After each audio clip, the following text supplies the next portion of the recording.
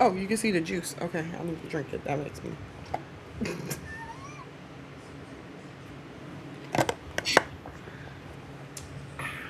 Okay.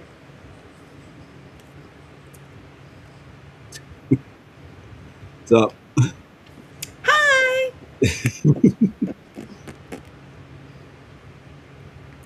I can't hear Jonathan. I can't hear them either. I literally cannot hear them. We can't hear you. Then I can't hear you, Jonathan. Nope. No sound from you, sir. None at all. Nah.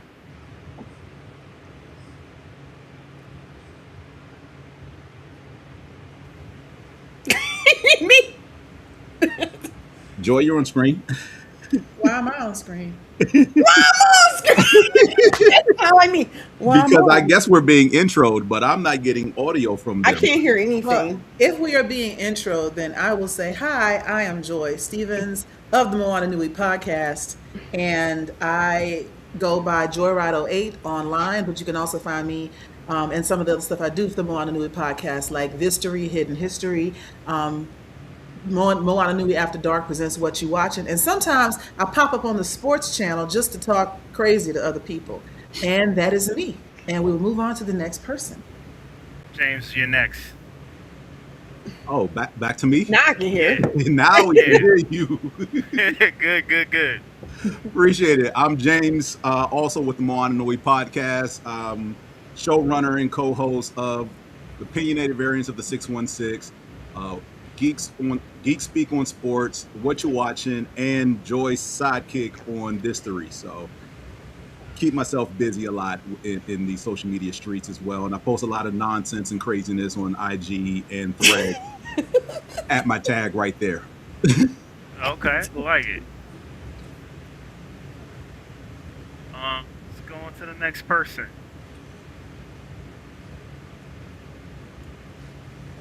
And that is Yeah. I'm sorry. Chocolate. You up? Go. Yeah. Go. There he is. All right. Can you hear me now? We can hear We you can now. hear you We now. couldn't hear you for like. Welcome. You can finally hear I me can now? see and hear you. Yeah. Oh, now I can't see you. Now I can see you. That's crazy. Anyways, man, last one, man. Let's get furious up here. I don't know what's gonna happen next, man. This is It's already starting hating. Technology is hating right us. now. this is some bull, man. Furious, man. Introduce yourself. Hey. My name is Furious. It can be found on the interwebs at Mr. ATL for life, the number 4. I'm a part of the Moana Nui podcast network, primarily on the Geek Speak sports show and What You Watching, and any other time they feel the need to pull me in as a guest host and chaos inducer on other shows. You ain't lying about that. You know what's wild is, before we went live, I was talking to everybody just fine, and as soon as we went live, nothing. I didn't hear anything. Yeah, your stream. Nothing. Yeah, that's so you like jump. It had you like frozen. It was crazy. Waffles, no syrup, nothing. Waffles, no Right. syrup. You're like, what's going on? Nothing. This is how Skynet begins. Yes. Oh my It God. was a test run. Okay. He's not All right, so wrong. let me just let me start over again my introduction. You already know who I am. This is my show. That's how we done this. Yeah, we're gonna get some hate off our chest today, man. We're going about to spew the negativity. Then the hate is about to win. So if you hear you with us in the comments, I need to get a hate in the comments, because that's all we're gonna be doing today is hating. There's a player haters ball. Ain't no positivity here today. I don't want to hear no, well, maybe it was a good thing. No, hate. All that. We'll win today. And to start us off, on our hate tour, let's get to it. All right. Oh, geez. Let's see here. We gonna hate on Sony. So breaking news today. Oh, Jesus Christ. Sony today announced that they will be ceasing physical copies of their games starting in January 2028. Now, this normally would not be an issue for some people, except for the fact that a week ago they deleted and took away 551 movies from their movie library from people who paid for those movies. And at the same time today, they announced that they are going to be taking down the PS Vita and PS3 storefronts. So Sony's goodwill is shot to hell. And Brother, you say I that. don't like Are it. we in the 10 minutes? You say that. It's- Well, it's hold hell. on. They also announced that the PS6 is going to be almost $1,100 when it releases next fall. That's still speculation. Like that's been Yeah, other it's still people saying that speculation. they're I thinking mean, they don't have to I'll bring put their it price past down. them. The Steam is $10.50, so I mean, the Steam is a different thing. You know That's what a I'm saying? Like, different thing. I could be okay. I could be Well- okay with the Steam being whatever. I could be okay with the next generation being whatever it's going to be. But you're talking about If this you're gonna- generation PS5. I mean, if you Right. go buy I a mean- PS Pro right now, you're already at $900. So to me, it's a logical next step that the PS6 will at least be 1,000. I don't think that's too much. Or the Yeah, logical or next more. step is just get a PC. I mean, Or to be that. honest with y'all, like AI just we in the 10 minutes, right? AI just fucked us. Like, let's be real. RAM prices, microchip prices, all of these things are correlated. These are the reasons that these systems are so expensive. Reason why the Xbox just went up in price. Reason why the PlayStation is going to go up in price. Reason why the Switch 2 is going to go up in price. And like, I get it. Hate these companies. You can hate Sony all you want. People ain't gonna care tomorrow. I'm Nope. telling you, the Sony fan base does not care. 80% of y'all buy digital anyway.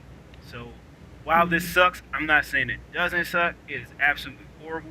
The ripple of things Yeah. that are going to happen, especially with retro gaming, because that's going to become harder to find. Prices on those things are going to go up. It's going to really suck. But at the same time, like this is our world. This is the world we live in right now. You know, thanks. I mean, Guy that's in the office. Y'all know what I'm saying. But, and you know, and it's actually still going right along. If y'all have read Parable of the Sower by Octavia Butler, she talks about the atmosphere. Like she just goes right into the environment that people are living in. And it's like 2025 at the time. There's a president that's talking about "Make America Great Again." It feels prophetic, but that was Reagan's slogan. So she was just recycling that. So you know, she just looks at history. But also, groceries are $1,500 a week, roughly, right? And everybody had internet. Everybody had a computer. But the cost of living was like $500,000 or something ridiculous like that. So I can absolutely see people learning not to blink an eye at $1,000 console just to play games. I can see people living online. You know, Ready Player One is right around the corner as well, where we're just, or the hellscape of Black Mirror, where everybody's just bicycling for energy to feed the data centers so we can live in a virtual place and buy cute outfits for our avatars. Like that's also right around the corner, you know? So I don't like being on screen by myself. Please take me off of this. I mean, you was cooking. definitely was cooking. This is Definitely was cooking. This is a cycle in gaming that we've seen before. Like one company decides, hey, we can push the envelope with our prices, so everyone else decides we can push the envelope with our prices too. we got GTA 6 coming out, and After 20 years, after 20 years. But if you look at all the social media posts about what GTA 6 is supposedly going to be able to do, the hoops you have to jump through to get to certain things on the game, the two different price tiers, which now, after being hardcore examined, are like the lower tier is like not even the core game, it's the light version of the game, and the higher tier version is actually the core game supposedly, but there's still more add-ons and in-game purchases you can buy. Like, not owning anything is just the way it is now, unfortunately. I mean, we remember several years ago when Sony CEO came out and was like, you're not paying for the game, you're paying to lease the right to play the game, you own nothing. that's Yeah, why you our know, boss centers on DVD, Blu-ray, Like, because I was like, physical y'all ain't about to erase Ryan Coogler from my life. So I bought Sinners on Blu-ray and other movies that I really care about that I also don't want them to digitally alter later and say that never happened. happen, right? Right. And that's why I have a physical media library right now of certain movies and videos and anime and things that I actually want physical copies of, because you're not going to tell me that I have the streaming platform and if I decide to download something, I don't own it. Like, the hell? Right. Nah, Yeah. for real. What is wrong with you? And it's- if you just like look at like Netflix. Netflix is the original like streaming platform, right? Give or take. And they just take stuff off their inventory. Like, well, only 2 million people have watched this in the last 2 years, so we're just gonna get rid of XYZ. And now we can't find The Last Dragon anywhere. So somebody needs to have that on DVD. They'll do it all the time. Or to the high seas we go. Yes. Yeah. Hey, look, I'm our high seas enjoyer here. But look, real quick, I want to just put it out there that even though, like, especially with games, even if you have the disc, that does not mean you own the game. right. Yeah. Unfortunately, that went away a long time ago. It went Right away with around like PS3. PS3. PS3 is when it started phasing out. Yeah, that's what I And feel like. I almost want to tell y'all, like, yeah, it probably was PS3, but it may have been even earlier than that. Mm. I feel like that GTA should take a page out of Borderlands 4 book, because as someone that loves Borderlands, I've played every single last one. I was severely pissed when Borderlands 4 was doing what they were doing. I was like, man, fuck this game. Flat out, fuck it. I don't care. It was like, it just felt like it was transaction on transaction on transaction. So it's just like, I understand that GTA has like a very strong fan base, but I feel like that they really should learn from Borderlands 4. That's going to kill their fan base like real quick. Because now everybody just hates Borderlands 4 at this point because of that same situation. Indeed. Well, they're trying to kill the GTA fan base, because look at all the people that have already done all the pre-orders for the $100 version of the game. They Then got look people paying extra for pre-orders on eBay. Right. Oh, I was laughing at these scalpers though. But, for a that's, digital game. but that's capitalism when it comes to games, man. They're upcharging us for incomplete products. Mm-hmm. And I think that's my biggest gripe with the gaming industry these days, is that they're going to give us a game. They're going to sell us a game for $70, $80, $100, and then there's going to be a patch for what they should have done the first time before they release it to us. Yeah. And at this point, GTA 6, we've been waiting for GTA 6 since Obama's second administration. Oh my God. Literally. Like, Well, literally. JB, like that whole dynamic is the supply and demand part, but the problem is no one really demanded that, right? The gaming industry has this thing where it's like there's 4 different points during the year where like video games come out and succeed. There's your holiday season. There's August for your football games, NCAA and Madden. There's the transition from spring to summer, and I forget what the 4th point is, but there's literally 4 points in a year where games come out routinely at those points every single year to try to generate like their highest sales. And no one really put that demand, the gaming industry put that demand on themselves to meet these deadlines. So now you got programmers and developers breaking their backs to meet deadlines. So yeah, of course, if a company says 2 years out, we're going to release this game between Thanksgiving and Christmas for the holiday season, no, it's not going to be ready. You're going to get a beta version of the game, if that. So yeah, there's going to be a patch like a week after the game releases, because everyone's going to take the message boards and be like, what the hell did I just buy? Like the digital, and this is why I miss, look, I get that the technology advancements and all this other stuff makes things easier, faster, da da da da da. No, I miss physical games. Call me an old fogey, what you want. Been gaming for 45 plus years. I miss cartridges. I miss when the entire game used to be on the disc. I get that there's too much information for one disc now. Hell, we had 2 disc games on PS1 in the early Xenogears. 2000s. You know, Resident Evil 2. You know, so Can I play slightly devil's advocate? Like slight devil's advocate. I look, I understand the transitions and the change of times, but like at least I knew when I bought a game, I had the entire game, not a key to log on online to play this thing. So while I kind of agree with what you're saying because games have changed and evolved and become like greater than they what they were back then. Like, dude, I used to play like Pong and Pac-Man with the damn pixels, and Yeah, that was great to me. But these days, those games aren't like that anymore. You know what I mean? Like GTA, you want to be able to do like some incredible things, right? You're gonna be Yeah. able to like fly over the whole state of fake Florida, and do missions and whatever, right? Even like games that are smaller in scope, like a mixtape, or think of another small game like a Meaning the Hollower, um, which is really cool. If you haven't checked it out, you like old school stuff, check that out. Um, those games are so much going on in games nowadays that will never go back to the age of single cartridge or single CD. Like those days are just gone. Yeah. Um, Especially not only just like on that, thinking about it as like the CD pressing plant, right? hmm Like Mm. apparently Sony presses all their games, right? Yeah. So they're gonna cut that out, right? The materials to make the actual CD-ROM are, apparently scarce right now, right? So they're getting rid of that part. Um, it's just so much going on in the video game industry or entertainment as a whole, honestly, but especially in video games where it's not just one thing, like the the RAM apocalypse driven by AI, right? Oh, Don't get me yeah. started there. I See, mean, that shit sucks. Be clear, all honest, but it's so much going on, hmm and I agree with Reggie. Like, yeah, yeah, they I just, can. Yeah. It's just and that's where we're ultimately at what my right chief. now.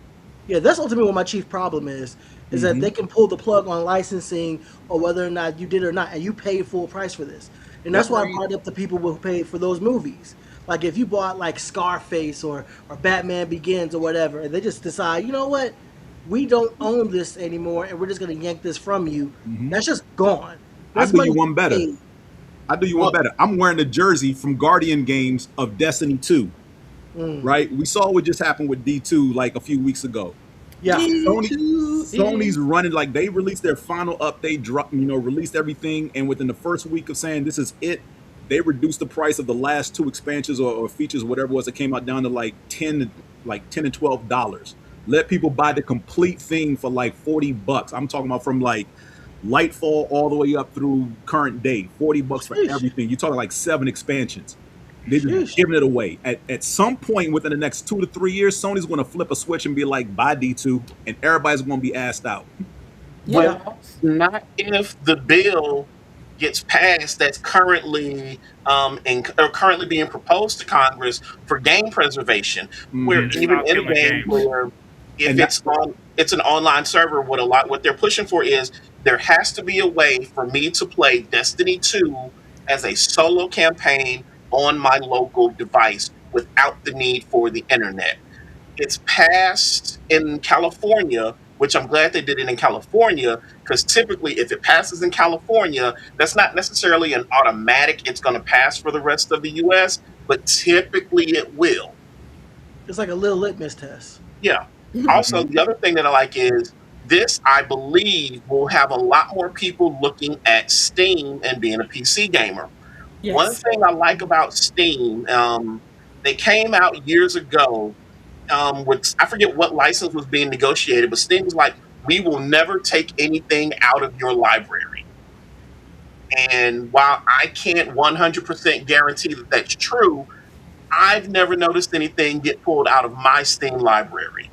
And I've got some really oddball games that have come from very small developers where, if something got bad, it possibly could have gotten pulled. So I think Sony is again just pushing people towards Steam because if we could trust that Sony wouldn't pull things from your library, this all digital transition, while yes, we would prefer to have physical media, but the transition wouldn't be that bad if we trusted them to not pull anything out of our libraries. Exactly, and that is the crux of the whole argument today, is that the goodwill is gone.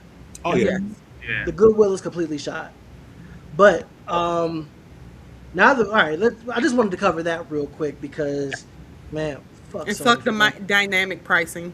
Yeah, Yeah, that shit can go and to hell. it's not, and it is Go gonna to get hell. worse. It is gonna get worse. Since you told us not to curse, even though we cursing, I'm still going to say Sony can feast on phalluses.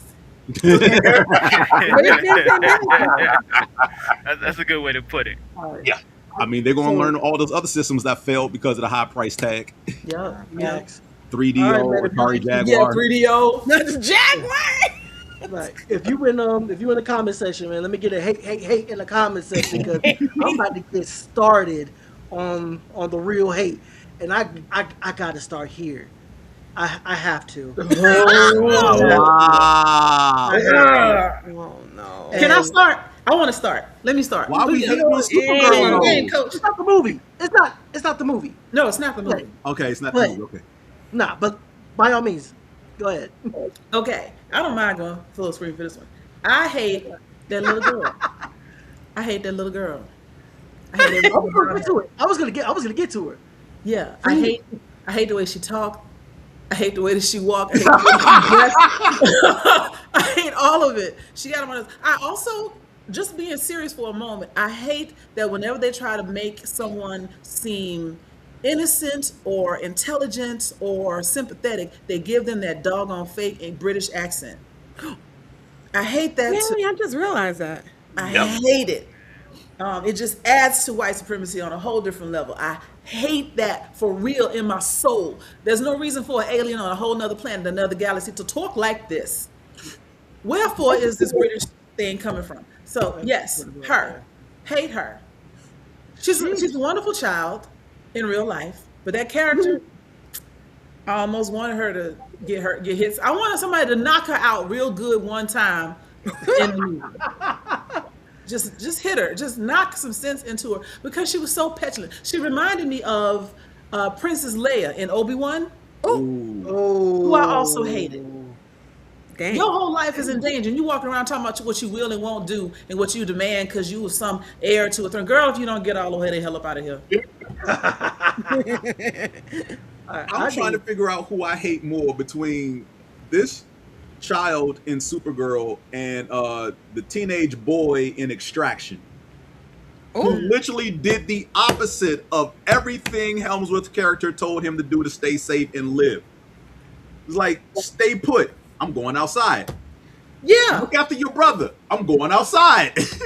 Don't leave this compound. I'm going outside. Like, it was defiantly, willfully, like, I don't know why you here, what? You get me from point A to point B. So the hell what? I can still have fun. No, you can't. If you step outside, you're going to die. No, I'm not. Okay. This little girl, look, Kara should have just booted, like, the nearest son. Like, and just got it over with. Yeah. Avenging her parents was, you could have did that without her. And I'm gonna say something else. Spoiler alert. Is it spoiler? No, it's not, because it happens in the first half of the movie. This whole thing is her fault. Everything that happened is this little girl's fault. And she's on a revenge trip because she feels guilty. Because if she had been in her room like she was supposed to be, instead of not being there, if she had listened to her parents and gone in her room, she would have been standing in the hallway.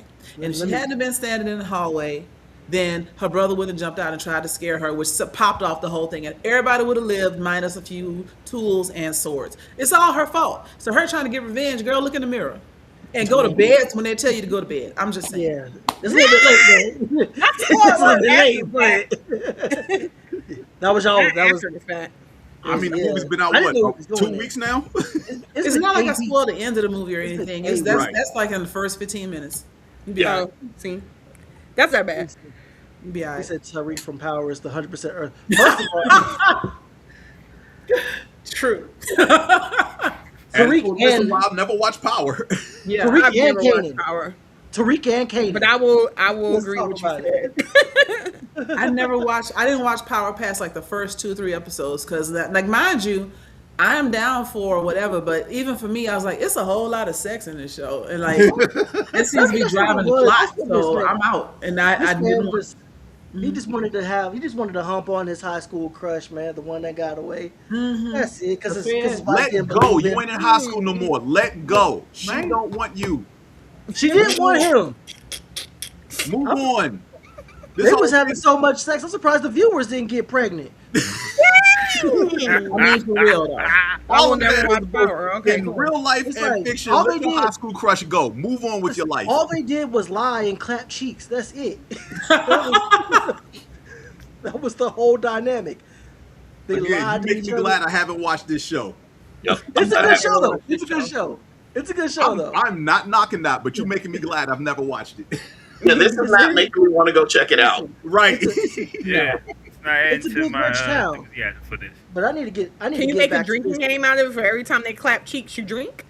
Yes. We would die. Oh my god! I was joking. Based on JB's description, absolutely. We would die. Yeah. He said lie and clap treats. If you drink it every time one of those two things happen, yeah, you're gonna be passed out. In the first 30 minutes. I mean, to me, yeah. Hey, listen. Don't walk it back on. You said it. Anyways, let me talk to these people real quick, man. I gotta get this hate up out my system real quick, man. for these lying, misogynistic, beer belly, basement dweller, never smelled a coochie back when bastards who've been saying for weeks about how bad and how awful this movie was. When this movie is solid. Yep. It's a solid movie. Yeah. It's not gonna redefine the superhero genre. It's not gonna move women's rights forward, even though she did take down a trafficker, which I'm not sure why we're upset about that. And Because they want traffic. solid movie. Check their browsing history. Like Yeah. Yeah, nah, Mail I order don't want, brides. they definitely probably should be on the watch list. don't go Right. there. There's- Don't look on their browser. I'm gonna go there. I'm gonna go there. There's something to what he's saying. Like some of the criticism I've heard about Supergirl is that she's not pretty enough. She Yes. doesn't look the part. A lot of that incel fantasy around female superhero characters is, can I or do I want to get with her? Yep. And And if I I got don't want to this. get with her, then she shouldn't be in the role. And so because this girl is, maybe got a bit of an 8 head instead of a 4 head and her teeth are a little crooked, she's a pretty girl. But that's not the point. The point is she's a strong girl. Yep. Supergirl is strong. Supergirl is Superman's equal in every way, right? Superior in some. The fact that she needs braces is immaterial, but they're like, well, she's not hot enough. Her boobs aren't big enough. She doesn't look the part. She doesn't look the part the way you draw her in your fantasies.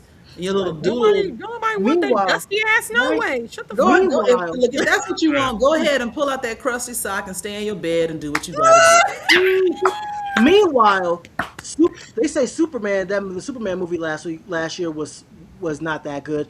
To me, best Superman movie that we've had so far. I think agree. it's the truest. I think it's the truest we ever had to what Superman in the comics is and represents. Better than Cavill. If you want to fight me on that, I will give you my address. We could meet me outside. Yeah. In my perfect They world, I take wish it that outside. Cavill had been playing this Superman, because I think this Superman was more accessible. I think that they finally stopped trying to make their superheroes perfect. Yes. And Superman got issues. Superman is a bit of a smug bastard. Yes, you he know, is. Superman had a fight with, and then he even had a fight with Lois Lane. She told him, "You don't want me to interview you because you can't handle it." He's like, "I'm Superman," and then she interviewed him, and he walked off because he couldn't handle it. Punk ass. So That wasn't the point of that. The point of that was he was trying to argue that he was doing the right thing, and he's so concerned with doing the right thing that he's not looking at it from the other angles of it. yeah, my point is he couldn't handle the criticism from his own girlfriend, who was trying to show him why she said she didn't want to interview him, but he insisted on it, and then he got his ass handed to him, and then he went to walk off. So yeah. No, I'm not. They I'm give not him arguing that with warning, and he I'm ain't not arguing with listening. Freckles Stickers right now. No, Henry Cavill, pause, is a beautiful man. He is the picture. He is like what Superman should look like on paper. If you want to build what Superman should look like as a person in real life, it's Henry Cavill. His material sucked. He never smiled. He was never hopeful. He was petty, and he never had a positive thing to say about nothing unless Lois was involved. Plus, his dad was an asshole. Jesus Christ. I've never cheered for You have a lot of positive things to say about us. Right. He was fine though. He was fine. Well, she said pause. But Look, the eye But can't nah, get butts and seats, whether it's male or woman. So, whatever. yeah. Mm-hmm. Yeah, but Cavill the got problem- butts and seats. Whether the Yeah, movie but was He good or did not, put you can butts have in that seats. debate he from did here to put the end butts of in time. seats. Yeah, But the he movie put was butts in seats. whack. But for whatever reason, people were convinced he was a really good Superman, and it's not his fault. But he wasn't. But we're saying something very similar here because people were convinced that he was really good Superman because that little curly lock of black hair fell perfectly in the front of his face, and that's why they said he was a great Superman because he looked the part, and then they could ignore everything else and play into their own fantasies however they might show up. Which is going back to this Supergirl. She doesn't look the way they tend to draw her in fan fiction, and she's messy. Most guys in the demographic we're talking about, that incel group, most of them are looking for what my friends call a bang maid, a fuck mommy. Like I want somebody to cater to me and take care of me and then also clean up after me. And then you got the Supergirl who is like living in like dog pee and beer, right? Cans and trash and stuff everywhere, which honestly I can relate. Like I got an empty suitcase and clothes on the floor right over there right now in my house. So I understand, the whole now living with dog pee and all that kind of stuff, baby, get your life together. But Take a shower. take a shower. Don't try to brush your teeth with beer. You are not Wash, not Kendra just mouthwash. with a bottle of Jack. Like, stop that. But it did give you a better insight into maybe some of the mental state that she was in. Just, nihilistic, what's the point of it all type of feeling that you got from her surroundings. And so all anybody else saw was she was a slob and she's not that cute to them. Joy, I would go so far as to say she's our first actual relatable superhero because she felt like somebody who, if you went to, I don't know, the trash grocery store in the wrong part of town, you might run into her. Yeah. Especially like 2 o'clock at the Waffle House. Oh, she's there. Right? Yeah. And honestly, that's one of the things that I liked about her was she wasn't this prim, pristine, like quote unquote how the incels want this big bust, beautiful. I like the fact that she looks like a regular person. Yeah. She's got problems and she's trying to figure shit out. To me, that was one of the things that made me like her more and makes me hate all these idiots talking down about her in the movie. Right. And they panned the movie before it even came out. The same way they tried to pan the Marvels, Miss Marvel. The Acolyte. The Acolyte. The Acolyte was great. Yes, it was. Fantastic.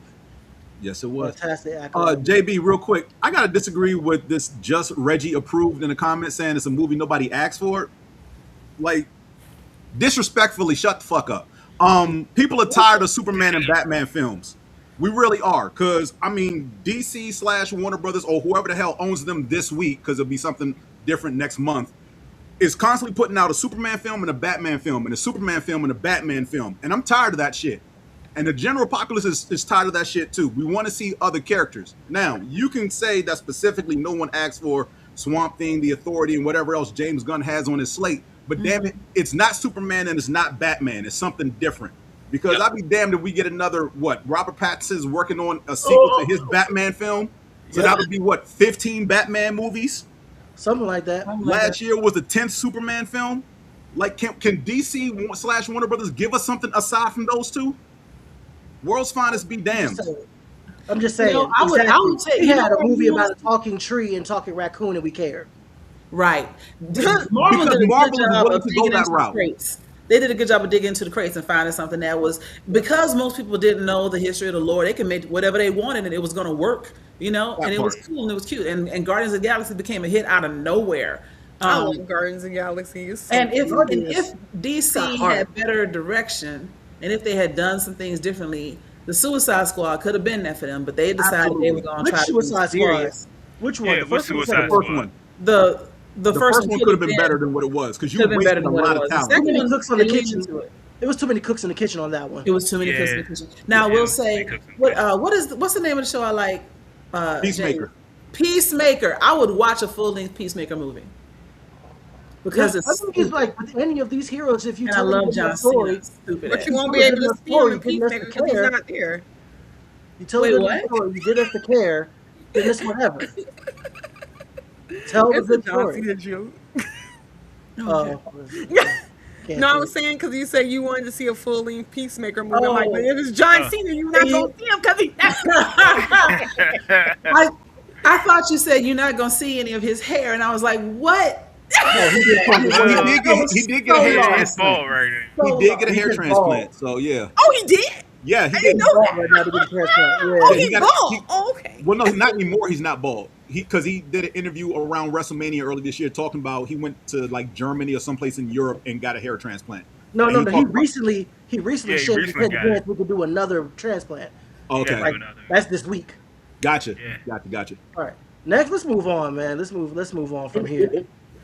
Oh, this is me. My bad. This is on me. Yeah, Wait, what? yeah. I'm a hate on Iron Man.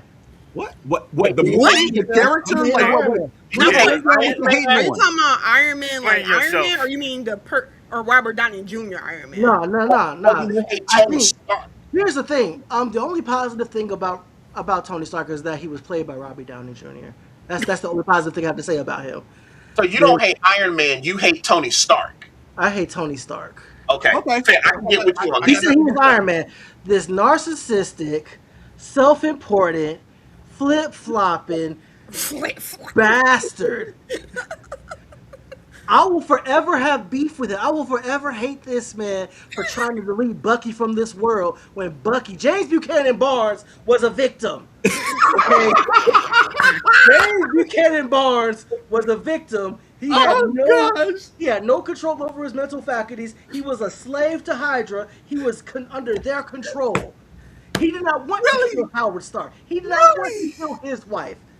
He was made to do things on time and time again that he did not want to do. Tony Stark knew this and tried to kill him anyway. And for that, go to hell. Dang. Okay. The other thing, one of the reasons I hate Tony Stark was even though we didn't have a quote unquote Mutant Registration Act in the MCU, he's in favor of the Mutant Registration Act. He wants Yes. everybody to be registered and for the government to decide what they do and where they go. Fuck that shit. And you know what else?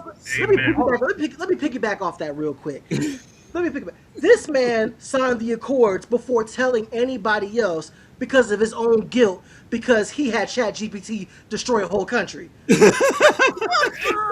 not ChatGPT. So JB, I want you to have the same energy for a previous conversation we had. Just replace Tony Stark with Shao Tucker and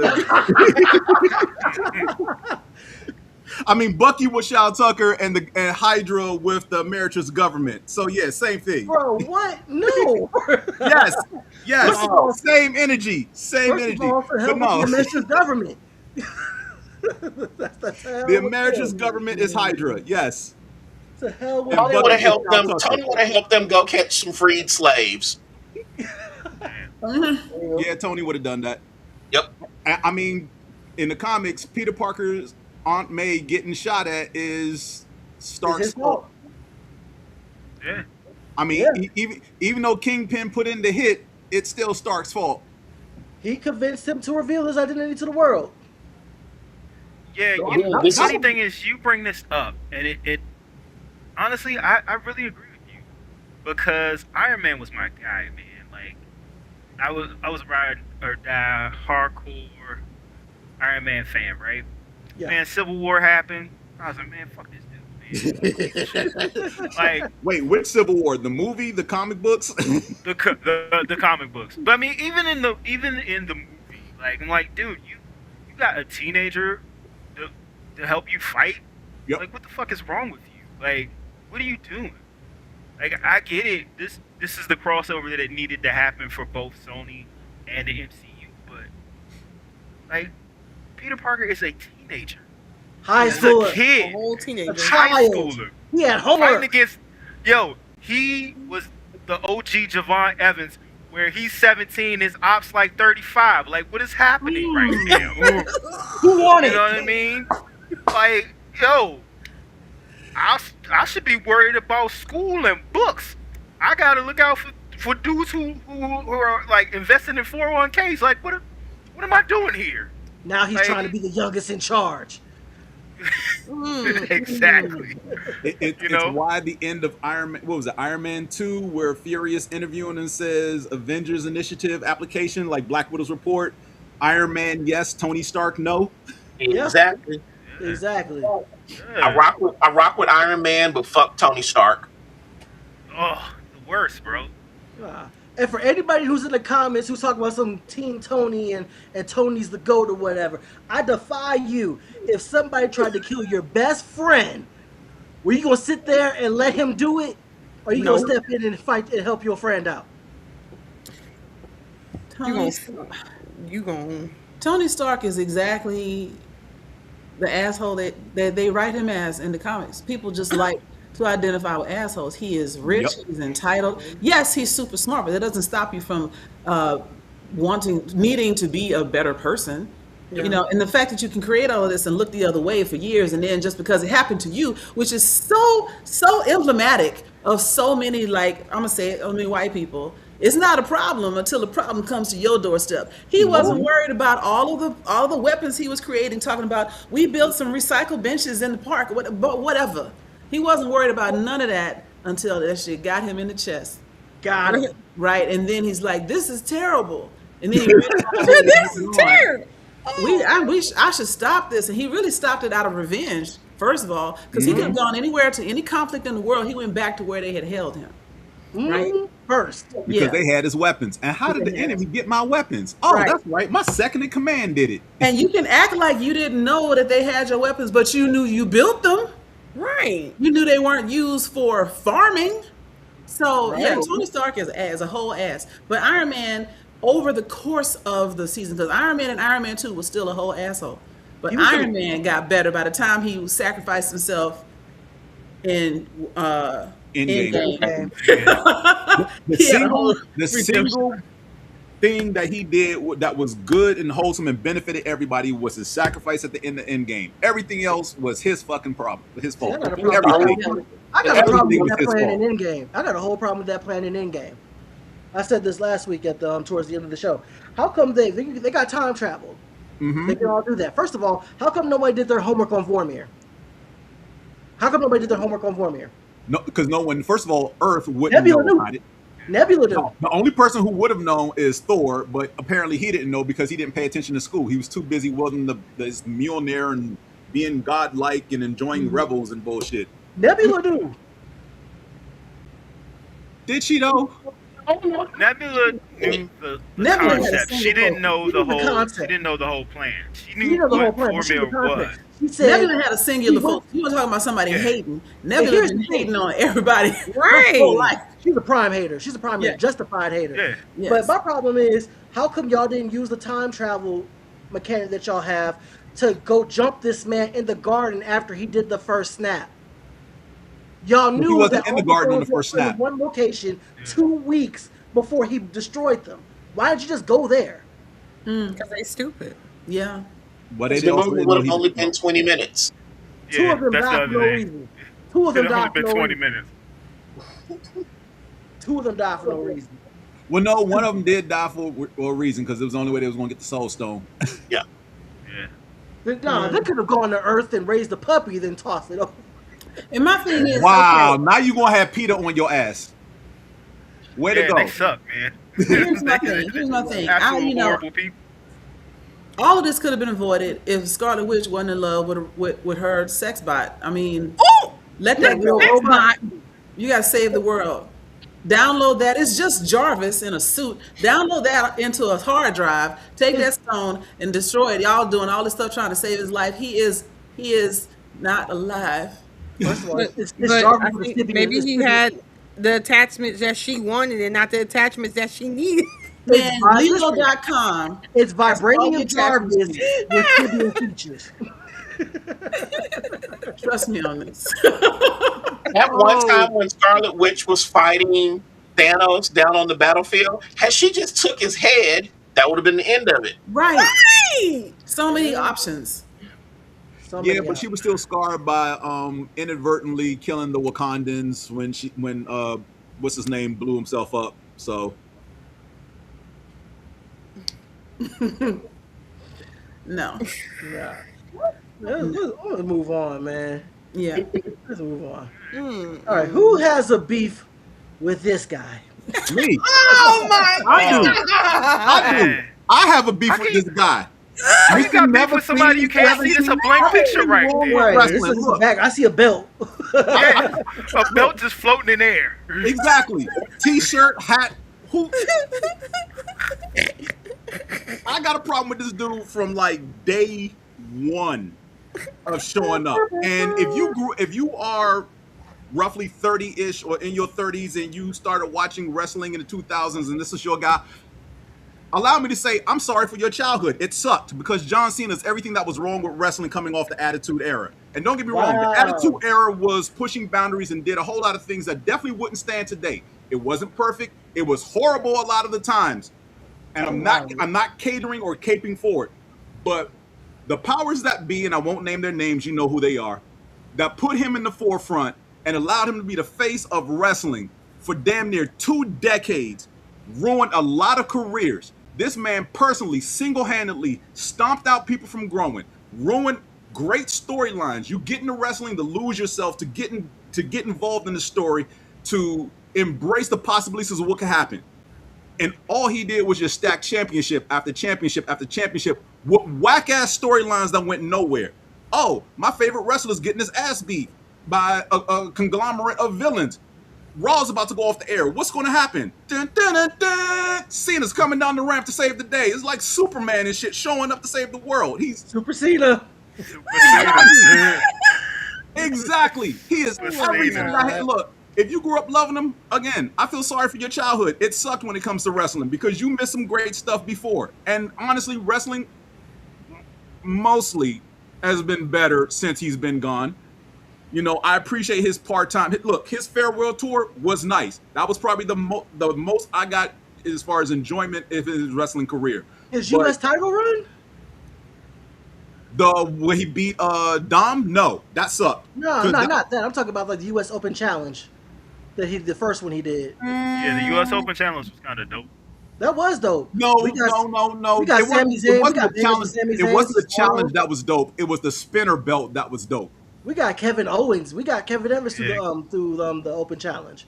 Yeah, we got Kevin Owens. We got Sami Zayn through But that did he put challenge. him over? And you're naming all these people. Did he put any of them over? Kevin Owens. He did not put over Kevin Owens. Kevin Owens beat him his first night. Okay, beating him and putting him over, not the same. You Well, can if you're talking about beating, like putting over as in made him look good, everybody in that U.S. Open Challenge looked good. Everybody. Yeah.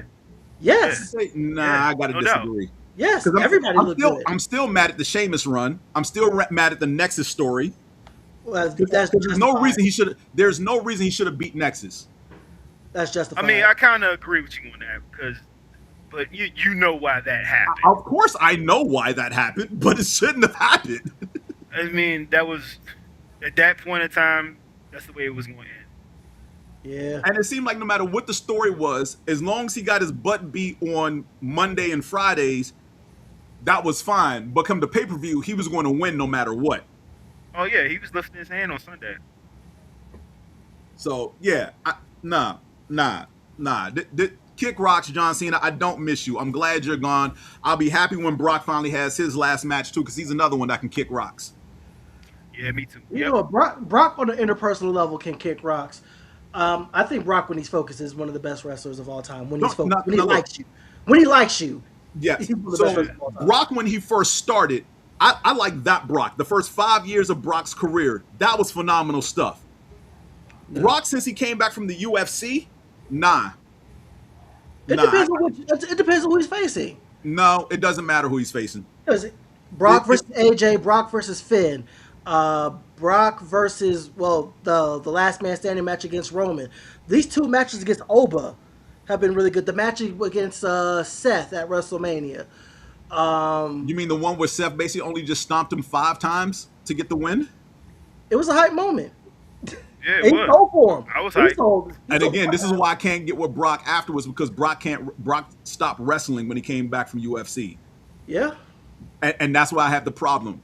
So you can't make me believe this is an indomitable force where he literally can only do 3 things in the ring. Brock versus Randy. Brock versus Punk. No. You didn't like Again, Brock and Punk at SummerSlam? no. Again, I don't. What? Anything of Brock post UFC return, I don't like. It's all trash. Dang. All of it.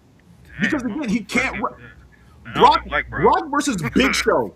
Go back and watch that Brock versus Big Show match. All three of them, including the one that was on SmackDown when they broke the damn ring. That was peak. That was peak. That was good. Right. So, and again, I maintain all of Brock's best matches were before he left for UFC.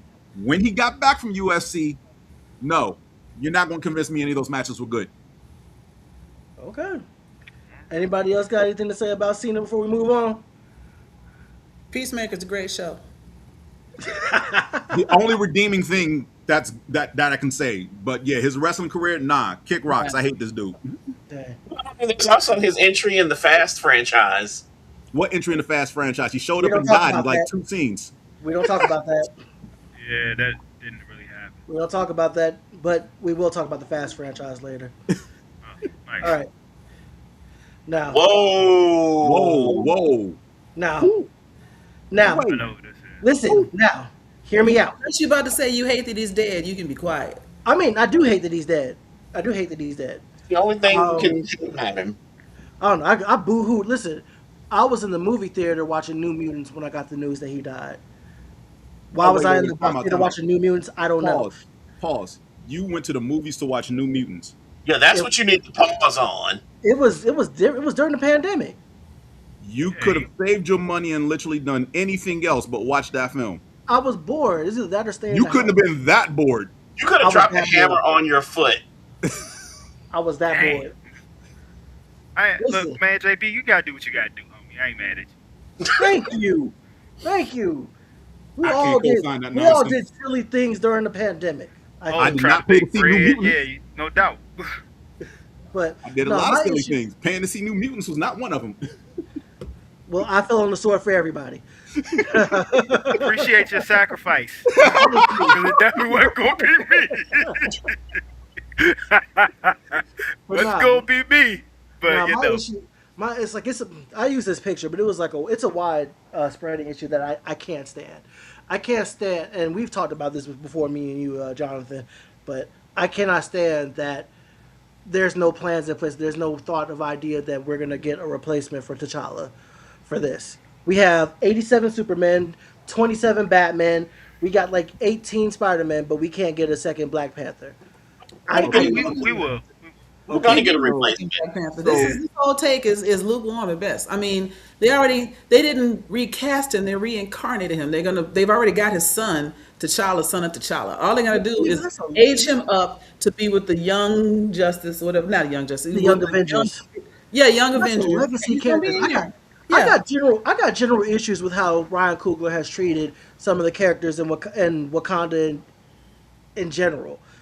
Like one, and I partially blame people because people don't read, but people now think that Nakia is his love interest, not a former Dora Milaje turned villain. People think M'Baku is cool with him. He's not. People don't know about Killmonger. People think Killmonger's his cousin. He doesn't have the leopard with him. Like people just, yeah. But Okay, Claw so got JB killed. You're Claw not mad got at killed. Coogler. You're mad at the direction that they took with the lore of Black Panther because Panther, all right. those decisions are Because you above. undercut. Yeah, you undercut several things that could have prolonged the franchise. Okay, and this is where I have to say stop because this is where we as nerds Yep. distracted from Yep. what the industry is trying to do. As I've told many nerds before, and I'm pretty sure I said this to you at a MomoCon or something else we've been at, these movies ain't for us.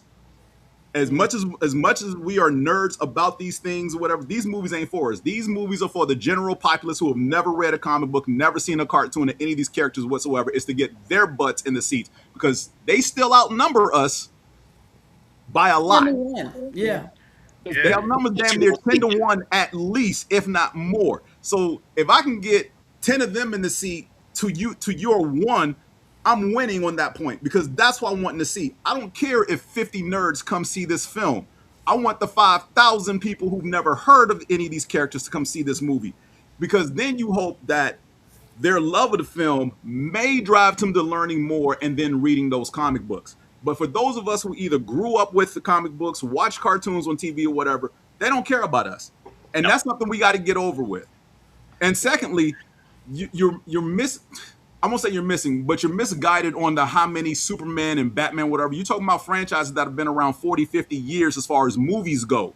The first Superman film was 1977. The first Batman film was 1967 if you count Adam West. Tim Burton's film was 1989. So yeah, they've been around 3 times as long as Black Panther has. You're not going to get your second Black Panther anytime soon. So miss me with that nonsense, right? You're going to have to relax and chill on that. It's going to happen.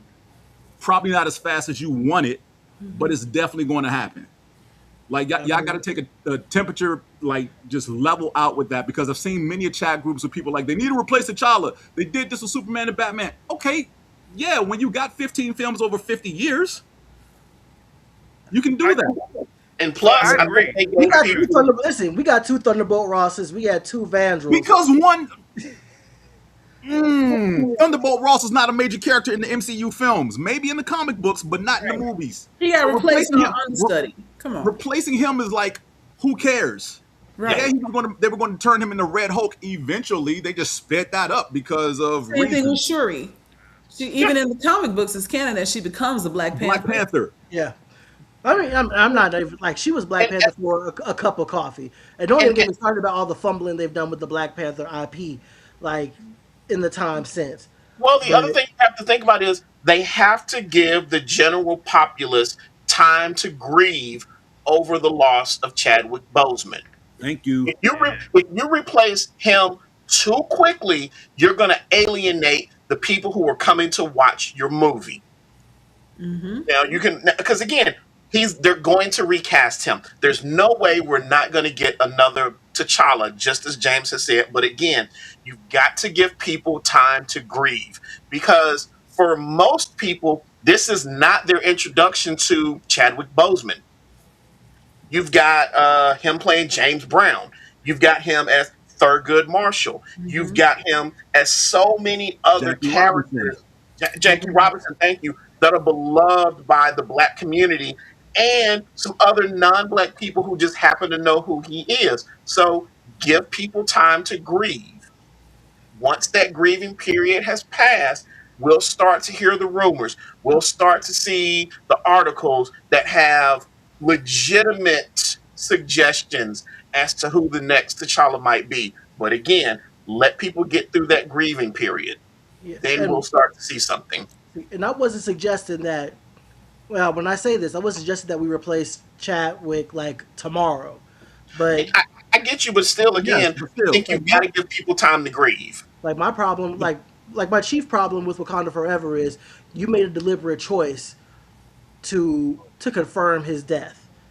You made a deliberate choice with it. You could have written him off as MIA. You could have put him in stations. There are numerous creative things you could have done other than, You're hey, forgetting. he's gone. You're forgetting that Chadwick Boseman was Ryan Coogler's friend Yes. as well. Ryan also may have been reluctant or even loath to replace him. And the direction wasn't just, how can we make the most money off the second installment? The direction is, I can't, in my mind, visualize anybody else doing this yet.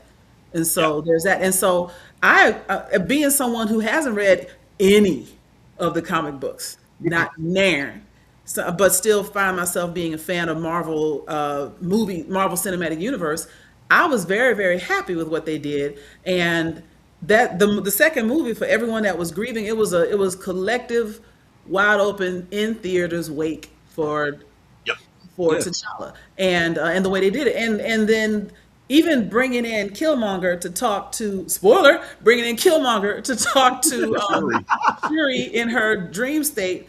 I remember sitting in the theater being like, damn, because it was so perfect, because she was angry. It was written very well, and I like the way they closed it off, but they did leave a door open. If they had left it where it's saying, oh, he's MIA or the king is missing or whatever, it would have felt to the people who were still reading him like they're going to replace him any day now. They're not even going to take a moment. But the fact that they put the king's mantle on his son and we didn't even know was alive. It was a stroke of genius, in my opinion, because now the people that were saying we never want another T'Challa is close forever can let that go because this isn't that T'Challa, this is his son. But they can always age him up. We know they're gonna do some magic, something with a Okoye bead or whatever, and be like, oh, he's 21 now, and then he'll be the next Black Panther from his auntie Shuri or whatever. And it'll probably come along, like I said, around the time that all the young Avengers come out. So yeah, just give it time, which is what people were asking for. We needed a moment because we lost a great icon, actor, etc. And Ryan Way Coogler, too young. the whole cast lost a friend and a brother. Yeah, like I don't know. He was. You know what? Stop talking about this because you about to lose. You about to piss me I'm off. just saying he was fantastic. That's all I'm saying. That's it. Move. Yeah, I agree. I missed that guy. All right. Dang, I was gonna help you out, brother. Who is this? Woo!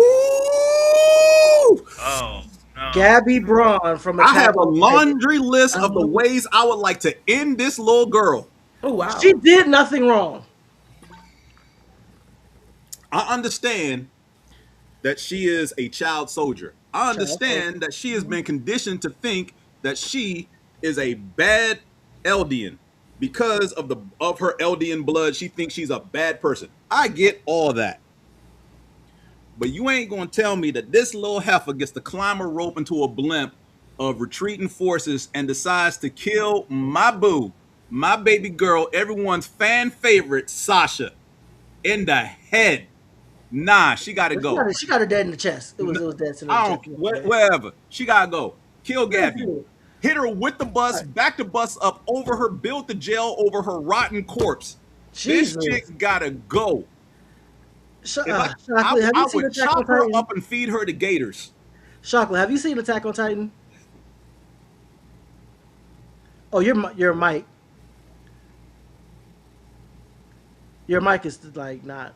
I can't hear Chocolate if she says something. I just realized it was on mute. I'm sorry. I said you gonna give the Gators indigestion for that? That's not even fair on the Gators. I mean, That's crazy. All but right. yeah, Gabby got to get it because she can. Look, again, if child soldier, if I'm taught my whole life, this is the way to be. none of that matters.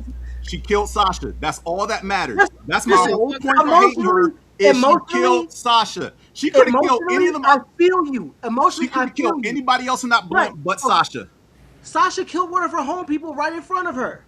Well, that's their fault for constantly sending Titans over to our island where they basically, secluded us. Listen, Gabby had no interaction with the Paradisians at all her entire life. And the first time she gets one, they are raiding her homeland, killing her people right in front of her. I understand that we all love Sasha. I get it. Mm-hmm.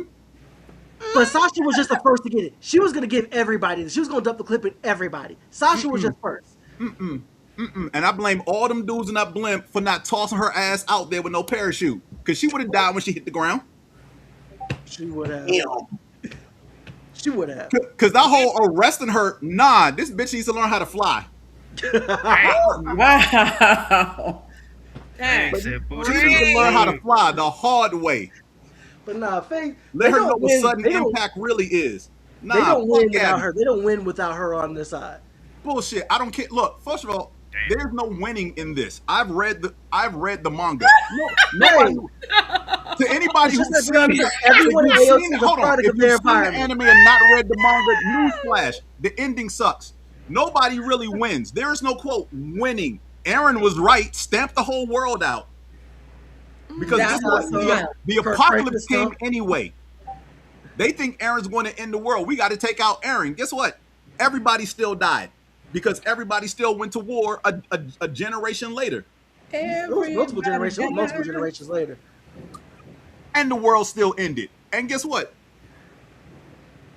Back to where we started.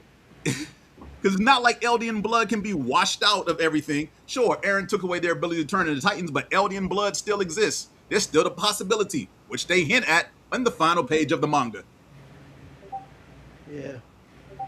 But yeah, Gabby, nope. We still could have got to the ending that we got without Gabby being alive. Shane, look, and then the fact that she's Reiner's cousin even makes it worse.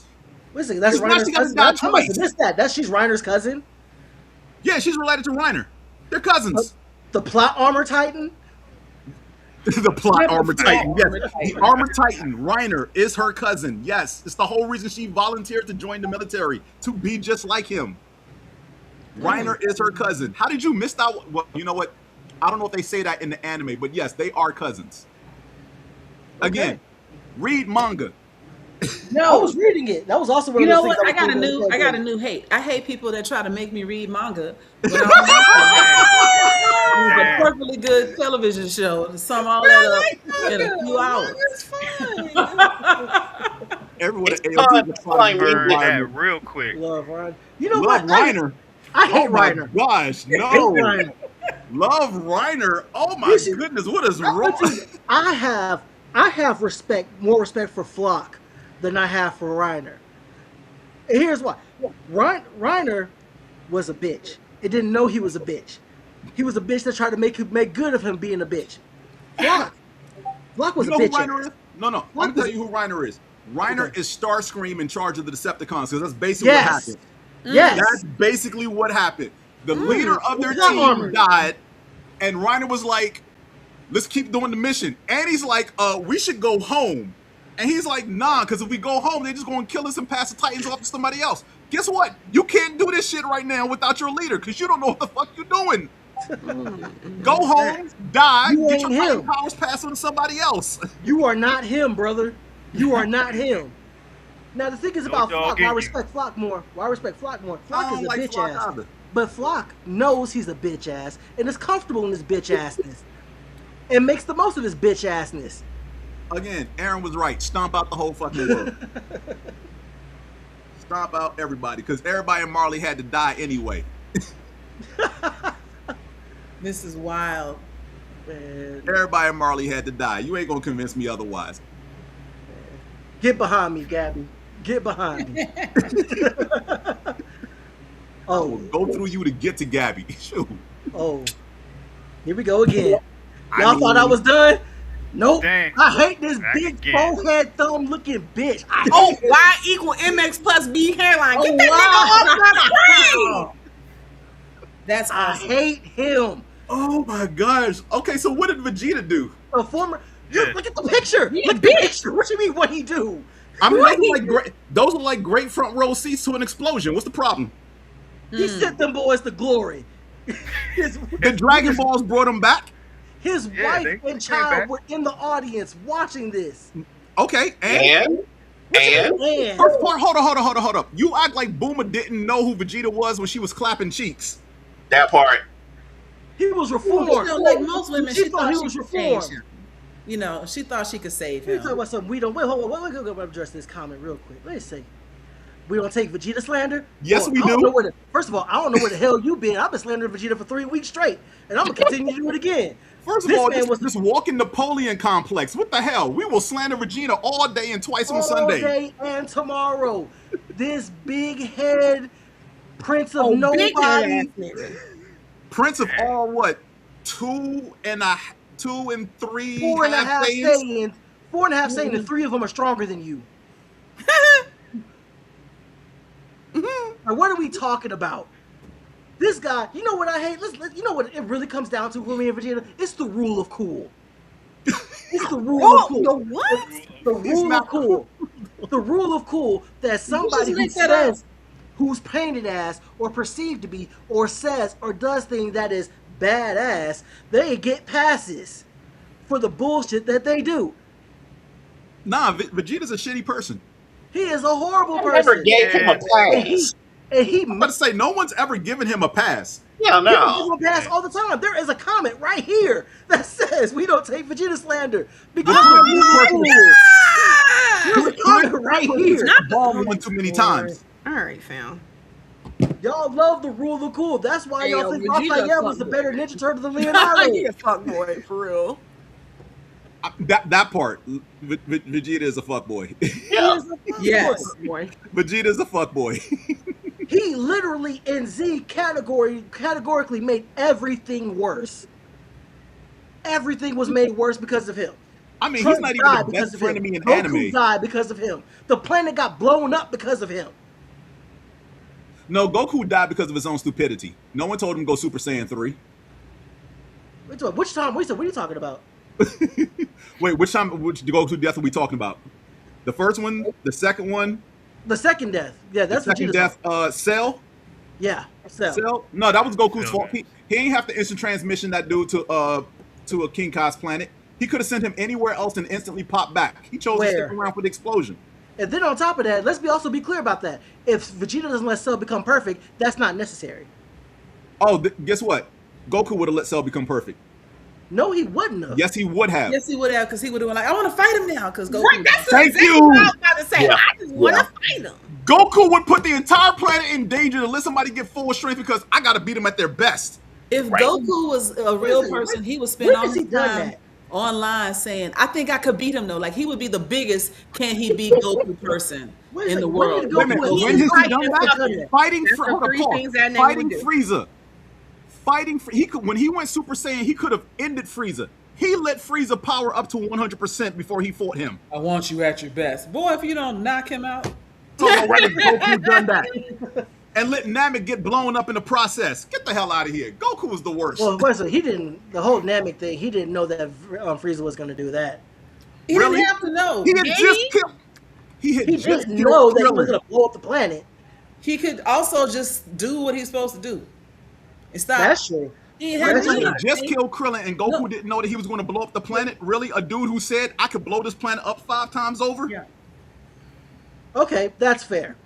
But we're talking about Vegeta. It is fault. Oh, yeah, Okay, yeah. back to fuckboy number 1. Please go ahead. That's a fuckboy. That's a fuckboy. He's a fuckboy. And I defy anybody to tell me differently. This man. No one's going to tell you differently. This is That's kind of what I'm low saying, hanging like- fruit, though. I'm talking about the comment section too. Because they No come in one the has a comment dick in that relationship. I mean, that's anybody who's getting some. section. He redeemed himself. They say he redeemed himself. Oh, fuck, No, he did. he did No, not he didn't. redeem himself. Every time he tries to redeem himself, he fucks up again. That's his MO. That's why I can't stand him. He redeemed himself after Frieza. Fucked up. That nigga He go redeemed one himself step as forward, Android. 8 steps Fucked back. up. He I want redeemed you to himself understand after that in the Cell. last Fucked up. Dragon He Ball redeemed series, himself after Boo. Fucked hold up on. again. In Dragon Ball Daima, Vegeta refused to stand down in a fight and let Goku take over until Bulma told him, I will never let you take a bath with me again. First of all, And that's him then being he real. stood down. That's him being real. That's him being real. Being real my ass. I'm saying. Goku asked him 3 times, let me tag in. Let me tag in. You can't win this fight. Let me tag in. He's like, nope, I got this. I got this. I got this. Then his woman goes, I'll never take a bath with you again. Okay, I'm done. That's being real. He a That's real being a one. fuck. That's being a fuck boy. That's So being it real. is. Low hanging fruit. Hey, if that's being a fuck boy. Hey, Low hanging fruit with Vegeta. I'm just saying. low hanging fruit for Vegeta. I promise y'all, I'll give Vegeta a break next week. No, No, you you don't won't. have to. There's No, no you reason- Well, There's no Stop the reason cap. to do so. So, I'm taking next week off anyway. So, Oh, Uh-oh. God. I'm going to just step away. Here we 'Cause I don't go. know nothing about this. Oh, but I this know me, fucking- huh? This- Oh, this buddy. you and Joy. Yes. Oh, all right. Go ahead. Ladies You go first, please continue. No. ladies You first. go first. You go first. Oh, all right. This show has given us great moments.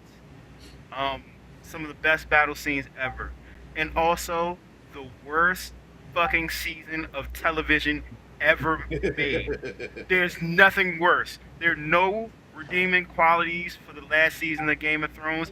That shit was shit. Like, it was so awful. There was no rhyme or reason for the whole shit. It just fucking pissed me off so bad. 'Cause I was so invested in this show, was so excited, and then poof. This is what happens. This is how it ends, and it just anytime I think about it, I'm just thinking about, like, damn, they built this shit up so much just to end it with, like, the wettest of farts. It was absolutely The terrible. wettest of yo. Like, almost a That's shark. hilarious. This is crazy. Yeah, no argument for me. None. one of the things I hate the most about this show, the Night King. Yeah. That was a waste of the whole arc. We get this buildup of, all this horrible shit that he could do. He's going through villages, going through places, and turning people into minions in his army. He's got a dragon, and then we get to the end, and he dies because he got stabbed once. The stabbing was- was. But it was a special kind of knife. Yeah, it was a Valerian dagger. It was Valerian The stabbing steel. itself doesn't. The stabbing doesn't bother me. It's who did it after all the buildup. They That's- did. They did whole nothing thing with bothered me. Jon Snow.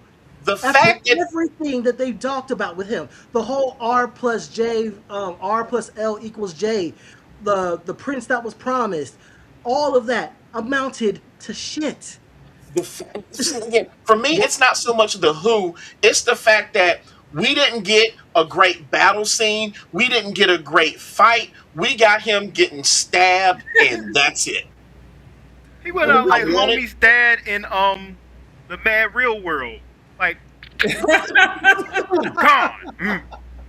Nothing So, bad, man. Damn. I'll take this to the one person who deserves all the hate, because while I don't blame everybody involved with Game of Thrones, I blame three people: the two showrunners and the D&D. author of the novel, George R.R. Martin. George R.R. Tolkien can feast on phalluses. That dude Seconded. released a book when season 1 came out, cashed a check, and said, "Fuck finishing this series. I'm good. I ain't got to write nothing else." You ever." see the way that man dressed? That man is See having you a time later, of suckers. life. If you wonder why the quality of the show goes downhill starting around seasons 3 or 4, depending on how you look at it, that's why.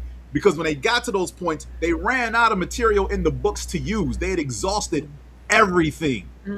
Yeah. There was nothing left. And Martin sitting over there counting paper like 1001, 1002, 1003. What?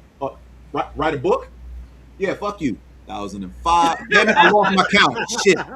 Starting Still over. counting money. What you mean write a book? 1001, I because can't that's do all that. he's doing. Because he's still getting paid off them making the show. Yeah. He's still getting EP credit off the Yeah. show. So as long as they keep making it, he's still cashing a check. Mind you, the show is still pushing his book sales, and people still coming up to his signings like, "When you going to finish the series?" "Oh, I'll get around to it. It'll get done."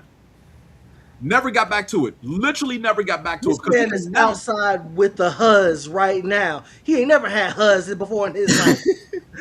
So, yeah, I get people hating High Game of quality. Thrones, but direct that hate where it should be directed, which is a George R.R. Martin. That's Yeah. where your hate Nah, should be. Man. Everybody can get that. Everybody get the hate for that last season. No, there's some characters in that story too. I'm equal quality hate over here. This is quality over here. Everybody can get hate. Everybody can get it. gets the flake. Yeah, everybody I gets the hate flake. him. I hate Jamie Lannister. I hate I Sir hate Reed. Friendzone. I hate Joffrey. Yeah. Well, Joffrey got his early, so this, I He mean, got his early. Yeah. Still hate I him. hate Cersei. I think it's wild that he can't get a job now. Because they're oh, like, yeah, "Hey, he is Joffrey struggling now." to get a job, yeah, because of that Yeah, role. people hate him in Oh, real life. really? Yes. Same with Cersei Lannister. Mm-hmm. Like, people walk up to her when they recognize her, they walk up to her and start cursing her out. Shame. Yeah, they just, Same. That just means she did an excellent. She was excellent at her job. She's an excellent She was. actress. She's Well, no. really One of the things that's funny to me is I don't know the actor's name who played Theon Greyjoy. I hate him every time I see him pop up in something else. Well, Yeah. he's the reason John Wick went on a rampage, because he Yeah. stole his car and killed his dog. Yep. Yeah. The first time I saw him, even before he kills the dog, when he pops up in John Wick, I'm like, I need y'all to kill this motherfucker right now. Right now. He has a very Right now. killable face. Well, Right if he was now. killed at that moment, then we wouldn't have a series of John Wick films. But Yes. also, another villain that died early on. I hate Catelyn Stark, bro. I hate Catelyn Stark. Why do you hate Catelyn Stark? What did she do? Besides mistreating Jon Snow as while he was growing Then up. don't hate her. no. I'm You, not. you I'm hate not her right with husband. that. You hate Ned Stark because Ned's the one that brought home his nephew and told everybody it was his Ned- bastard son. Ned did what he had to do with it. I'm not mad at Ned for that. Then you But- can't be mad You at can't be Catelyn. mad at her. She not 'Cause doing What you're that. not gonna do? What you're not gonna do is bring your mistress's baby in my house and be like, I need you to raise it and be cool with the it. She was cool. problem- with it. She fed him. He had clothes. He had something to do. She ain't got to I don't love that boy. See, I don't like that the way she treated John, but that's not my real grievance against her. My real grievance against her is the fact that she released Jamie Lannister when she had him. Yeah. Okay. That action alone killed their leverage. Rob, who already broke his promise to the phrase, had to double back to the phrase and be like, you know what, dog, my bad. You know, we cool, right? And that led to the red wedding. Mm-hmm. So- And she knew they was in trouble. That's why she was like, get some bread and salt. Nah, Like, no. girl, stay in your lane. Your son is out here in the field getting it. Mm-hmm. He's out here didn't lose a single battle. Yeah, Didn't there's lose a so many single other battle. ways. You know who we should be hating though? Brand. From the Brand is moment the he biggest fell off villain. that tree, he knew how everything was going to work out. Brand And is he the say shit. Biggest villain I of them will all. never, I need y'all to understand how strong I feel about this. I will never forgive Brand for abusing Hodor the way he did. Ooh. Never. Ooh. I understand. You know what? Well, you know what pisses me off? I'm watching House of the Dragon every week, and it just pisses me off that all of this that we're watching now with the Dance of the Dragon ultimately leads to Bran being on the throne. Right.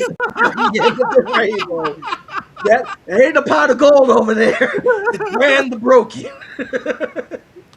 Oh, God.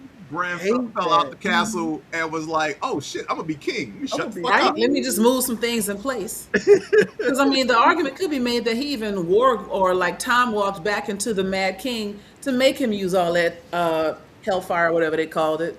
Because remember, they said the king was going crazy and seeing things and hearing voices. That was Bran the whole time.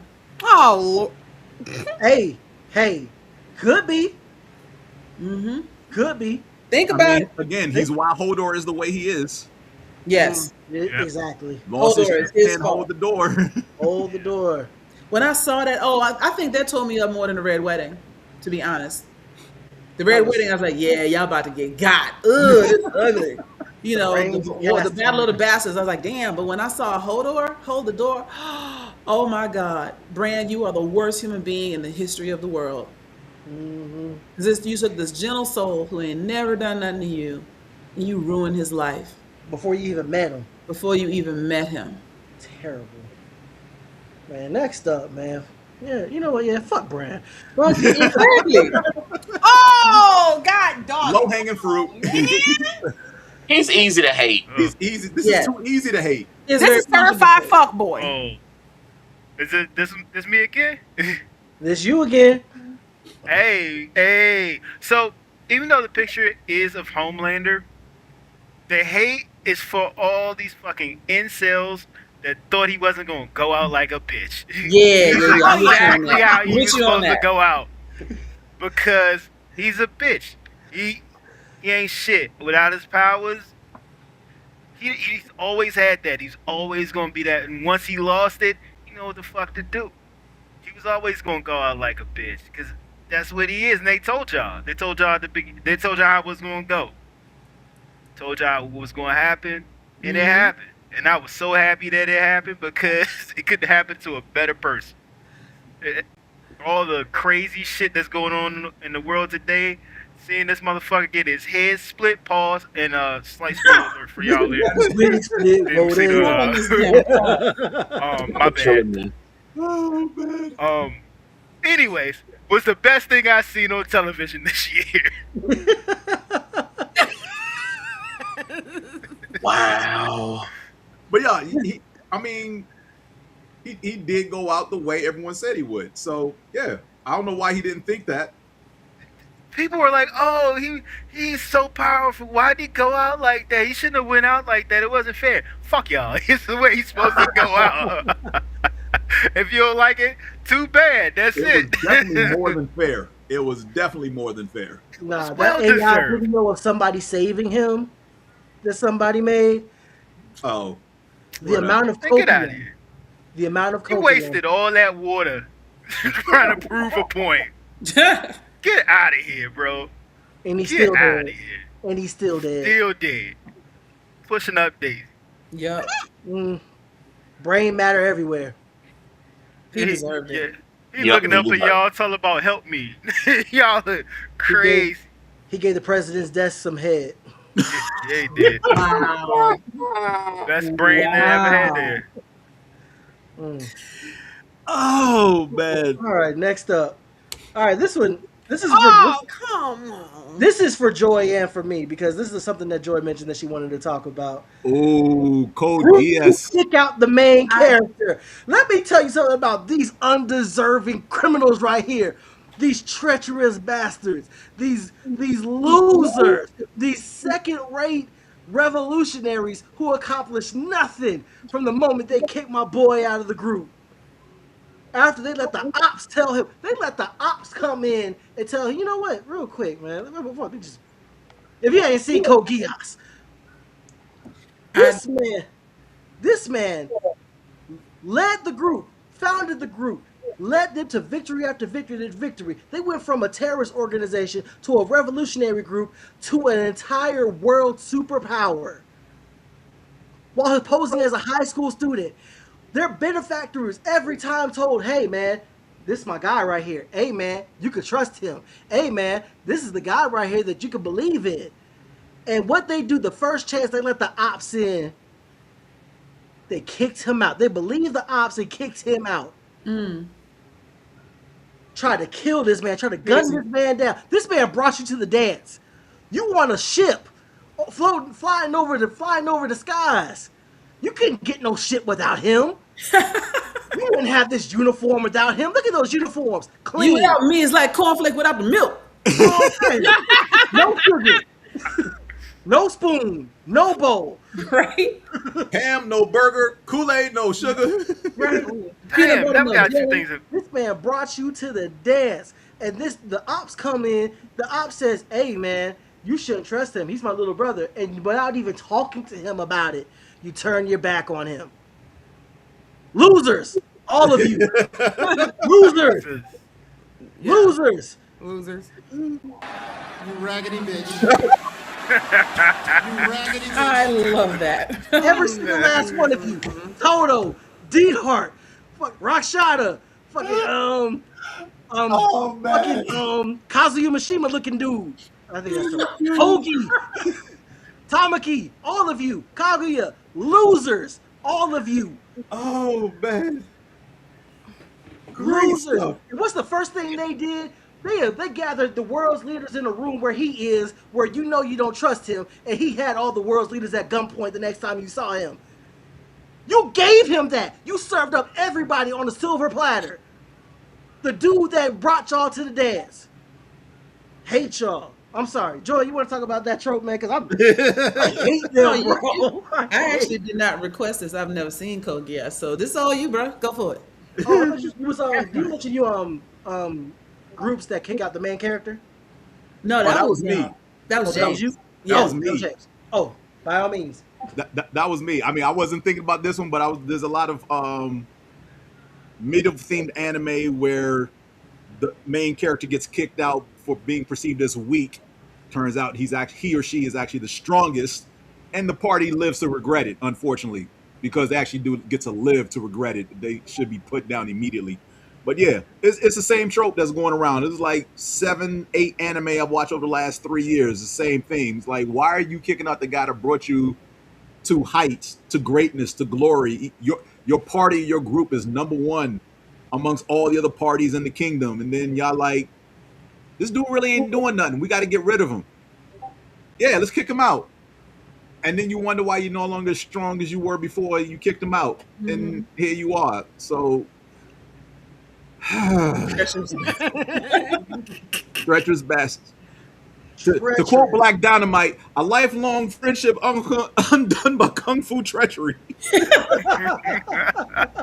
that's what all these things have in common. Because it's always the best friend of the main character who's in the group who agrees. I don't care if it's reluctant or not. They still agree because everyone else is like, yo, your friend got to go. They ain't doing shit. I mean, but I known him since the crib. Nah, he got to go. He weak. He got to go. I mean, okay, I guess. All right. Yeah, let's kick him out. What show was that you have you watching, James? Where they kicked out the leader? The last one. Snot. It's too many titles in my head right now. I know which one you're talking about. The last one, where they released the black dragon and almost died from it. Yeah. Anyway, I'm just agreeing with y'all. It happens all the time, and they need to stop. Exactly. Stop kicking Stop out. it. Get some help. No. I love that. Oh shit! Awesome. Yeah. I hate this. Ugh. I hate people like that. But yeah, that theme is prevalent in a lot of group anime, group parties or whatever. The hero's redemption to climb back to the top or whatever, and prove that, I just want to go out here and do what I want to, do what I've been doing. And I don't know why my people's kicked me out. But yeah, that whole theme right now, and stop, don't if you got a party that's working, leave it alone. Exactly. Just leave it alone. You ain't got to kick nobody out. I don't care if it looks like the person over there in the cut ain't doing shit. They could be buffing all your abilities and you don't even know it. Mm-hmm. And how do you not know it? Like, that means that they never went anywhere without the person that they decide later, we don't need you. You know what? You know what that is? I'm gonna get deep on y'all. That's America trying to put black people out the country. Y'all don't know what y'all gonna be missing. If y'all put us out, deport all of us or whatever, we're gonna be gone. And y'all gonna be like, all this food tastes bland and we don't know how to dance. We could talk about that, man. We don't have no good slang. They need us.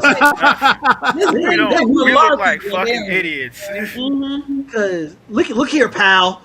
Right? Look here, buddy. Skating on thin ice. Instead of say one more thing. Right. Nah, a whole generation will just lose their Jack of all trades. That's what it was. Jack of all trades. Yes. It was Jack of all trades, party of none. Yes, that was a show. It was great. That was the one. And they kicked dude out because he had actually two abilities. He could either be the magician who buffed everybody, or he could be a frontline attacker with his sword. And he chose to be backline and buff everybody's stats. And they was like, you ain't doing shit. We got a healer over here. We got a magician over here. And they waited 20 times stronger than they really are. And they think that sounds like Rising and they waited until one of his childhood friends was away to do it, like, because it was two friends he had in the group, the leader and a girl they grew up with, and the girl was away doing recruitment. And while she was away, the other three members of the party was like, yo, kick your boy out. Useless, kick him out. We can do better without him. And when old girl came back, they was like, where's our homie at? Yeah, he had to go because he wasn't pulling his weight. That dude pretty much made us all stronger. We can do this without him. We can get another person to buff our abilities. And then when in the dungeon, they got their ass handed to him, and they're like, "What happened?" And she's like, "I tried to tell you." Told him, she's like, "Look, I don't know anybody who can, replenish spells that fast. Like, I don't know what the timing is on me buffing you. I don't know if it's 3 minutes or 10 minutes. I buffed you. Deal with it." Just like at work, when you get mad and quit your job and they got to replace you with two people because they didn't understand how boss you was at your job, or they calling you. It actually happened to me when I quit my first job back in the 90s because I'm old. They called me on my new job because they had my phone number and they asked me how to do stuff in the old plant that I used to work in because I was the only one in the building that knew how to do it. And I answered the phone for them one time. They called me 4 times. I answered the phone. I've been a hater for a long time. Don't call me. Ask me nothing. It's that. They replaced me with 2 people that they gave a manager title and I quit because they wouldn't let me a manager. Then you go call those managers, call and say, can you help us understand how you built this database from scratch? Yeah, it's a book called Microsoft Access. Y'all should look at that. Make it work. It's a that. I'll make it work. Now comes the part where we throw our heads back and laugh. Ready?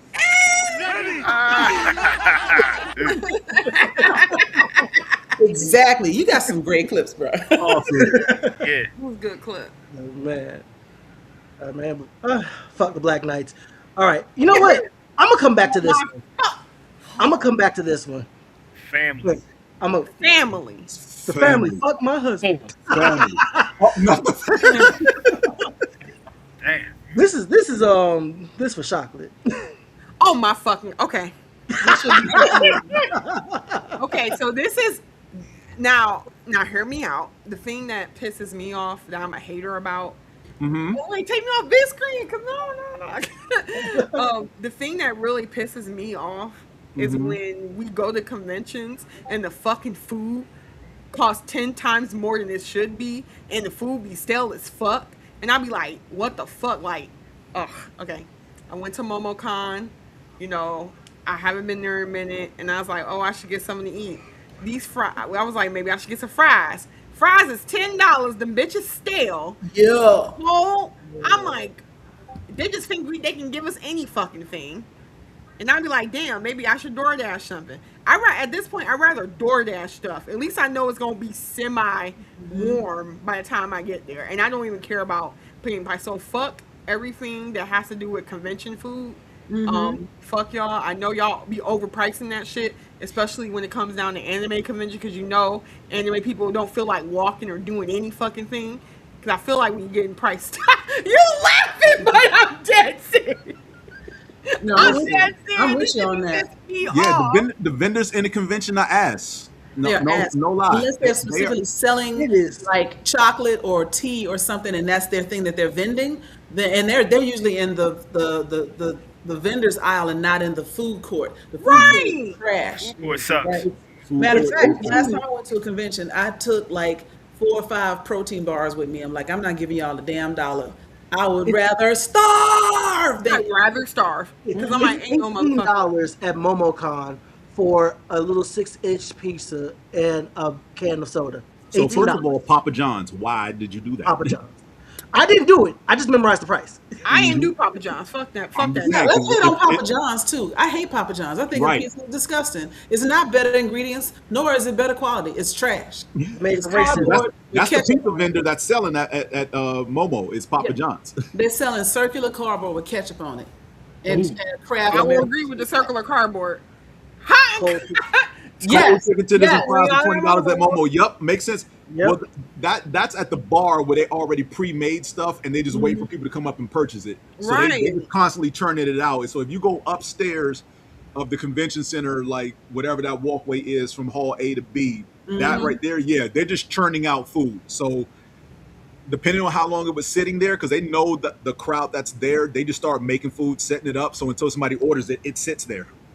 Yeah, I'm good. You just got to get lucky. Unfortunately, we were deprived of the CNN Center this year, but I heard the prices went up over there at the new location, the new food court over there. That bitch wasn't even open. It wasn't open. They knew what they were doing.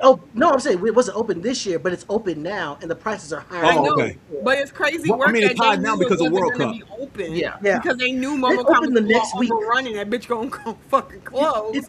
And they just magically opened on Monday, knowing that MomoCon was going to be there. Mm-hmm. They trust me. They didn't want anything. They could have did a dry one with MomoCon. They chose not to. They were saving it for World Cup. They didn't want us anywhere near there. It is wild to me how Atlanta is such a destination place for so many cons, but they be treating us like they hate us here. You know, like not the convention people themselves, but the local resources that work the conventions, like they don't be wanting, they don't want us here at all, even though they make. Because even at Dragon Con, the food is trash. Yep. I always get cooked food to cook. I always go to, what's the chicken place we go to? I always go there. That's the fried chicken. Yes. Gus's. Oh, Gus's. Yeah, Gus's so good. I went to Gus's last time. I always find my way at Willie's one time. I always go Willie's one time. But those outside vendors, I had some barbecue, some ribs and some pork from one of those vendors. I paid like $30 for that. Yeah, the food trucks are food trucks are great. Yeah, it's a little pricey, but at least it's good food. Yeah, the food trucks got good stuff, and it's a variety. The best food at Dragon Con is outside. Absolutely. Yeah. Or in my boat. James gonna have an issue with me at Dragon Con this year because I'm definitely cosplaying as John Cena. Oh my god. So basically, I won't be seeing JB at Dragon Con. It works out. Oh man, who's next? You want to do this Fast and Furious thing over with? Go ahead. Yes, let's do it. Go ahead and do it. I hate the Carvengers. The Carvengers. I hate the Carvengers. That's exactly who they are. I hate them. Family. You try to convince me that this is, you know what? I think the most thing I hate about this is Vin Diesel in this, because I think the franchise for him personally is so freaking masturbatory because he's at the centerpiece of it all. We're supposed to be convinced that he's like the toughest guy around. He's the a great mastermind. Look at his car. Look at him. The most alpha of the alpha. He beat The Rock in a fight in a movie. Look at him and look at The Rock. He didn't beat him. They fought to a draw. He no-sold a bullet wound. Hey, the power of family. Family. It lost me that time that he jumped off that car and caught Letty in the air and landed on another car. I it. Power family. This is bullshit. Power family overcomes the laws of physics. Hey, super lost with the me when power Han of came family, back. They super lost me power when Han family. came back. You can do anything. And this Like is not the knowing how to most read. and this is the most diverse movie cast you will ever see. Oh yeah. Yeah. And Everybody also, don't even represented. get me started on Paul Walker. Don't even get me started on Paul Walker. The Yeah, we pedophile kind that of got don't away. talk about. Yeah, we don't I kind mean, of leave don't Paul talk alone. about. Let him rest in peace. Yeah. Certified. See you later, Paul. You talk about Tyrese bald-headed ass though? Yes, we can talk about Absolutely, we can. Yes, Yes, we can talk about him. we can definitely talk about him. Tyrese get on my fucking nerves in this movie. You know Every what? I fucking feel like Tyrese get on everybody's nerves. Like, you know that scene that always comes up where the Rock is coming toward them, and well, you know, after they all become friends, because that's Yeah. what you do, you become friends with your enemies. And he's like, "Oh, you know, hide your baby oil," and he's like, "You need to hide that big ass forehead." I feel like the Rock pulled that from out of his soul. He did. So, Joy, It was hate ad-lib. that. it was absolutely ad libbed. Yes, I know it was ad lib, and I was like, he did that. He meant that. That's why everybody spit up, because everybody hate Tyrese. But see, that's the thing. Tyrese is not playing the character. That's Tyrese in real life. That's just how Yeah. Tyrese Bitch in real life. is. That's just what he does. Everything. I hate everything about Tyrese past him dropping "I Want to Go There." I have not liked Tyrese since the last thing I liked of him was that Coca-Cola commercial.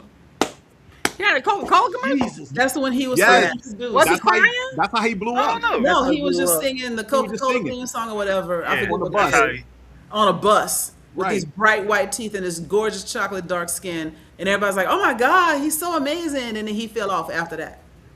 Hey, And that sweet commercial was lady. what, 20 years ago now at this point? Yeah, that was More. forced to be 30 30 years years ago. ago. Almost That's 30. why I yeah. said I want to go there. And was it 2,000 watts or 20,000 watts? What was the name of that Yeah, album? 2,000 watts. 2,000 watts. After Yeah, those 2,000 two watts. drop, I have not cared for a single thing. I've laughed at a couple of his Transformer lines, but that's it. Left cheek. Left cheek, Yep. left cheek. That's it. Yep. And scene.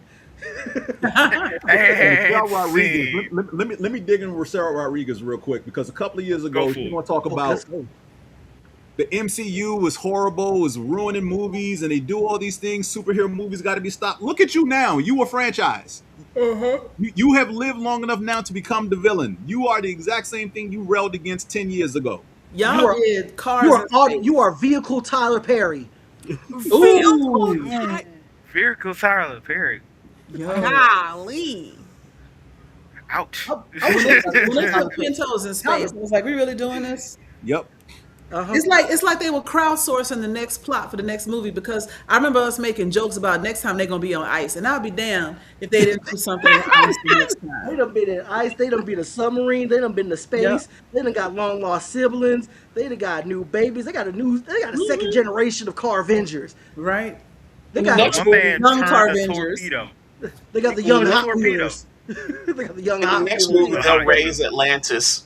I feel like the only thing that I was really super confused about with this was why was Bow Wow in it? He had no fucking reason to be in that bitch, and I was just like, nigga, Because of Tokyo Drift. we already got one bum ass nigga in it, Tyrese. Why we don't need another bum ass nigga? Well, Because he wasn't in it he long. was a bum. That was perfect for him because he is a bum. Yeah. So Boward Woward in Tokyo Drift was perfect casting. Shad Moss. That's his real name. That's his That's his whole real name. name. Boward Yeah. Woward. No, it's Yeah, Shad it's Moss. Boward Woward. His given name is Shad Moss. It's No, Shad it's Moss. Boward Woward. This motherfucker said Boward Woward. Oh my Let's take Tyrese so went sorry. talking with extras with Transformers. I believe it. I believe it. You know, he goes to Yeah. a church in Gwinnett County. I believe really? it. Mm-hmm.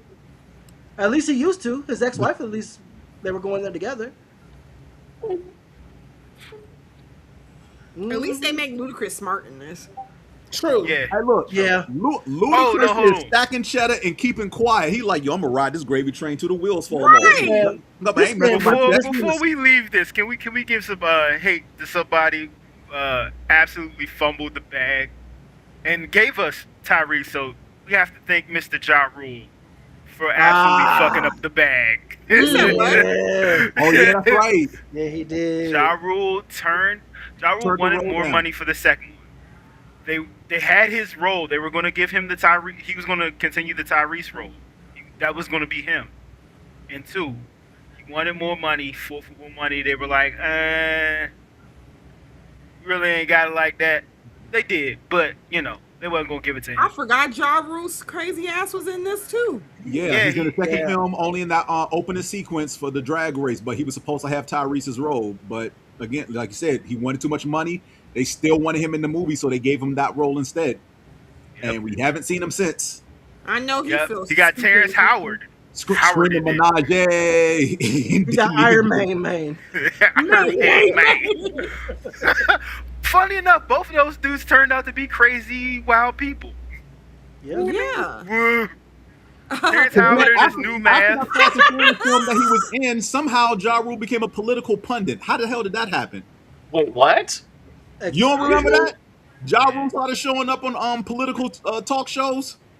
No, I remember that. Oh my god! This motherfucker started showing up on political talk shows wearing 3-piece suits, talking about the state of affairs of the. Yes. Not only that, also did local television ads for different restaurants. So if you go back, he has it's a television ad for a Greek spot that he's on. I believe I like Euros. But yeah. Google Ja Rule talks politics. You'll see him on some like CNN shows and C-SPAN and whatever, like talking. Yeah. Listen, going toe to toe with politicians and elected officials and whatnot. Yeah, that's wait. Because remember, what's his name? Dave Chappelle had a routine in one of his comedy shows about that. I need this franchise to end. Who can get to talk about the state of affairs and politics? Let's get Ja Rule. Why? For what? Yeah, that's one of Dave Chappelle's jokes. Yeah, it is. He's from New York. That motherfucker. Oh man, he said, "I know I'm getting bored." Oh man, nah, this franchise needs to end. I'm sick of it. I hate it. I don't want to see it. So, I forgot which one of you said it earlier, but Vin Diesel's ego. Yeah. The last film did not have to be that bad, but because Diesel clashed with Justin Lin walked away. Yeah. Right? And that's why you got, what that last film is, and him talking about, it's the first of a trilogy. That was 3 years ago. Where's part 2? Because it ain't in production right now. Thank God. Yeah. Let's now it's 2028. Let's not say we did. No, okay. They ain't leaving no money on the table, my brother. I hate to tell you that. The studio is going to make these last 2 movies. Trust me. The people who pay to see this movie, that's the same way I feel about people who they say people pay for Arby's. Nobody pays for Arby's. I do. Yeah, I do. Very once in a while. Jamocha shake and curly fries. I'm just saying. Oh Lord. Yeah, the Jamocha shake and curly fries. Mm-hmm. And beef and cheddar. Fast 11 gonna be in space? They already went to space, so I guess all that's left to do now is to go terraform another planet. No, they're going to raise Atlantis. Yeah, they're going to raise Atlantis. Well, between raising Atlantis and terraforming Mars, I mean, they're both on the docket, so. And at some point, Tyrese has to race Bumblebee. I was just gonna say, do you think Tyrese gonna cry in any scenes? I don't know. Yes. Let's just not do it anymore. Let's just. They're definitely going to do it. They're definitely going to do it. The amount of hate in my soul for this franchise. Look at Han in the back. You were dead. I cared. Right. You know what? That was one thing that super confused me. And then when they said, "Oh yeah, this is a prequel," how was it a prequel when? All right, fam. Yeah, I was good with Tokyo Drift being a prequel. Yeah, Tokyo Drift. I was good with that. I was 100% good. That's where I got confused. And come on, how did he come back when he died? Okay. Mm-hmm. And you know what? And I can even admit, Fast 5. I'll watch Fast 5 as a guilty watch. Wait, which one was Fast 5? When they introduced that was the yeah, okay, when they went to Brazil. Brazil. Yo.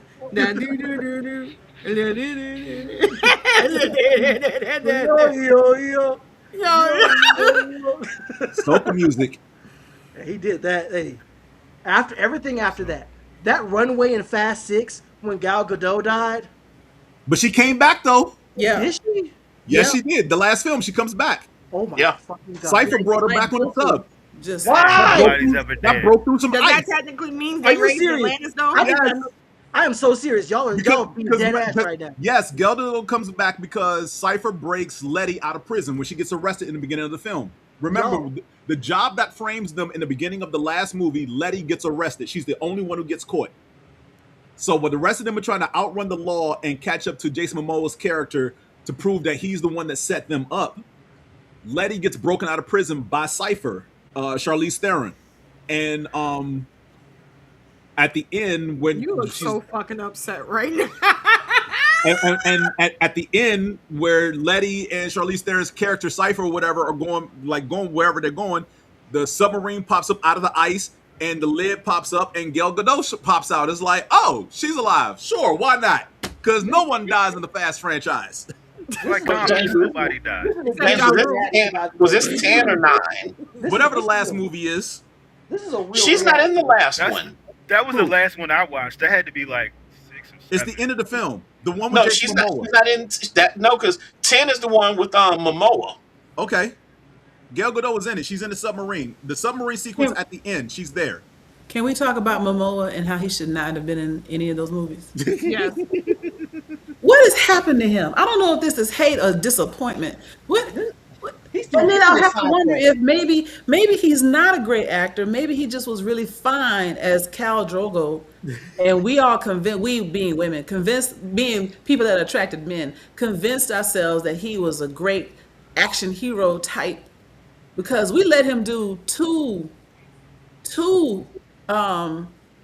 Look, my brain won't even bring up the name of the movie. The Fishman movies. Aquaman. We let him do 2 Aquaman movies. Those shouldn't have happened. All of that is a travesty. You mean die? Fair though, Joy. Most of DC's live action movies shouldn't have happened. Those movies are basically wet, gentrified Black Panther. Damn. I wasn't going to say that. I was going to say that they're money laundering operations, but maybe you're right on that. Maybe that's what it is. I mean, if you think about it, it's about a young boy who became king and a family member who tried to usurp his throne and try to prevent a world war. I mean, it was the one DC film that they actually did right because they copied the material from an animated feature. Your family's invincible. Yes. If that's the truth, then bring my uncle back. I miss my Uncle Charles, y'all. He shouldn't be gone in front of his home. What it did. Uncle Charles. It is the first of the month, too. That was great. Oh my God. Clip that. Oh, man. We were talking about that. Who's got beef with the Mandalorian? Wow. Grogu is an genocidal. You got beef with Grogu? Grogu. Beef with the baby? Grogu, the baby, ate a whole generation of children. And we sat there and go, oh, he's so cute eating these eggs. Those are people's children. And he just kept eating them. And, and he's like, I'm not going to stop because I'm grow motherfucking goo and I eat what I want. And he murdered a whole generation of babies for lunch. He got no impulse control. He a baby. He is not a baby. He's like 50 years old. He is 50. He's a 50-year-old baby.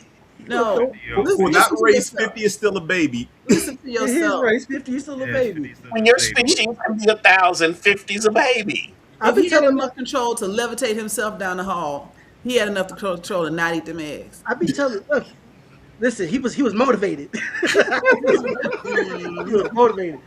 I be telling my 2-year-old nephew don't do certain things. He look at me like, okay, and then turn around and do it right after. Like I didn't speak to him 2 seconds ago. I'd be like, Jack, don't throw that. Okay. Yeah. Well, you just said Jack. Yeah, my nephew's name is Jack. Does he have superpowers? Yes. Cool. Destroying everything is a baby superpower. Absolutely. You remember those metal die cast X-Men toys from like the 90s they used to sell like in like the multi-pack? So my brother, I'm gonna see if I can find it here, if it's right here anymore. It's not, maybe. Okay, it's gone now. But we had a Juggernaut, which was in pristine condition for these 30 years, up until about 2 weeks ago. Dang. Juggernaut ain't got no arms no more, y'all. See, and this is where you take your little nephew, you take him by his ankles, and you hold him upside down. You shake the shit. No, I'm just playing. Juggernaut ain't got no arms no more. You just. You don't shake him, half but that you pain can let is him gone. dangle there for a few minutes. Right? Half Hold that him pain upside is down by gone, his too. ankles. See what happens. And then tell him that your office hours are between 9 and 5. He'll probably laugh at me. He'll probably laugh at me. But you know what? I got a problem with the Mandalorian and Grogu as the movie. I got a What? problem with that. Yes, Why? Hey, that shit could have been an email. wow. Okay, so this is where I'm gonna push. This is where I'm gonna push back, right? Okay. I like what they did releasing this in the movie theater. Same way I like that MGM and Amazon released Masters of the Universe in movie theaters. What I don't like is when studios, companies, whatever, like Paramount decide we ain't releasing Avatar in theater, you're gonna have to get Paramount Plus to watch it. When Amazon, on the flip side of the good of releasing Masters of the Universe, decides we're not releasing Voltron in movies, you gotta get Prime to get it. Right? Like, people will come see these films. Now, in the case of Amazon, they've already said we didn't care what the box office was going to be for Masters of the Universe because we know people are going to watch it on streaming anyway. So we knew that we weren't expecting much on that end. Okay, then you should have taken the same approach with Voltron and release it in the movie theater and not push it to streaming. With this, Disney was pretty much probably of the same mindset. We may make money, we may lose money, but guess what? People still going to get Disney Plus and watch it. You know what? And I think the main caveat I have, the crux of my issue is we saw 3 seasons of Mando and Grogu have all these adventures, Yep. like dealing with the Mandalorians and Moff Gideon and the return of Luke Skywalker on camera, and then we just have. Sorry, my fault. You misspoke. Big Brother Dean Almighty. Oh, excuse me. Not Moff Gideon. You say his name right. Excuse me. Big Brother Esposito. And we had him. We had 3 seasons of all that. You right? And then we get a movie where the stakes are so low. So low. I mean, how grand did you want the stakes to be? I mean, if you're going to give me a movie, at least give me something to, like, look forward to with the adventure. The adventure was great, I thought, because you had, 2 different stories? You had 2 separate stories going on. So you had the bounty hunting, the first mission where they came back without the prize because they killed dude. And then to get Rada the Hutt and free him, which I love they brought Rada back because for anybody who's watched Clone Wars and the Bad Batch, you already know what the deal is with Rada the Hutt, right? The fact that no one succeeded in rescuing this dude the first time. Yeah, you're right. But this could have been 2 episodes. That's why I said it could have been an email. And you're right. It could have been 2 episodes. But why shortchange an audience that wants to see this on the big screen? Because honestly, there's still a big contingent of the fandom, and Star Wars is not like typical nerddom. Like everybody knows Star Wars, right? Mm-hmm. It has a big enough audience to warrant putting something on the big screen. And really, there hasn't been anything in the movie theater since episode 9. And episode 9 was almost when was episode 9? At least 5 years ago. 10 years ago. It was almost 10 years ago.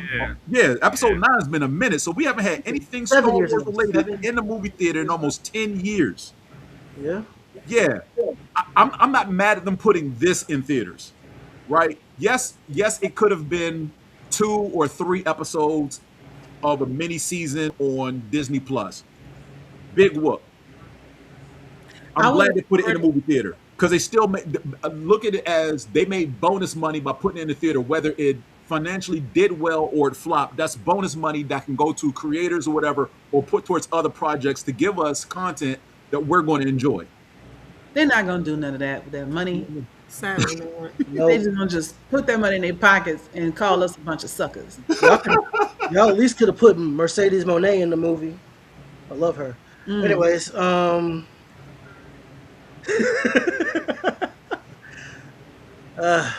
Mando and Grogu. All right. Chocolate, you got something to say about Saint Seiya? Okay, god damn it. I'm sorry. I'm Ooh, Okay, wow. wait. Okay, look. I'm listening. Before I go into it, it's Mhm. not like Mhm. I'm not hating on Saint Seiya. Saint Seiya is literally my favorite anime of all time. I'm hating on the production and the people that were supposed to like promote it, because if they promote it correctly, it will Oh. be as big as Dragon Ball Z. And that's Fair. what I hate. And that Okay. shit pissed me off to no fucking end. I don't know, like, so I'll just give you a backstory. So Saint Seiya obviously is a badass anime. All gold cloths, all gold anything. Think of Trinidad James when you think of Saint Seiya. That's like all gold in my chains, like dead ass. What is it about? Like dead ass. Seriously, these all of these kids slash young adults are OP as fuck. These motherfuckers can beat Goku with their eyes closed at this They point. actually What is it could. about? Beat Superman with his eyes closed too. But This that's is about fighting? yes. It's a shonen. It's a shonen. Yeah. It's a Yeah, it's a shonen. It's a shonen. real. It's a badass anime. This It's is like like one of the classic first shonen. animes I watched. Basically, a bunch of kids growing been up. told they're going to get powers of Zodiac warriors Yes. to fight an evil force, and they have to come together as a team to defeat the force. Yes. And there's infighting amongst them because one dude is reluctant to join.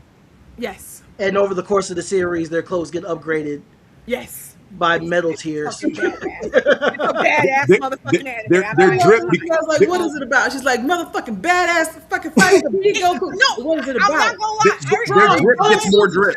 Every time I talk about this anime, people be like, "But what about Dragon Ball Z?" No, fuck Dragon Ball Z. Fuck Dragon Ball Z. Hey, yo. Damn. Yeah, fuck Dragon I'm Ball sorry. Z. Fuck them. Cause dead ass is, Usagi dragged Goku for filth. of course, all day, every day. So I need Dragon Ball Z fans to pipe the fuck down. Right, Hey, and that's yeah.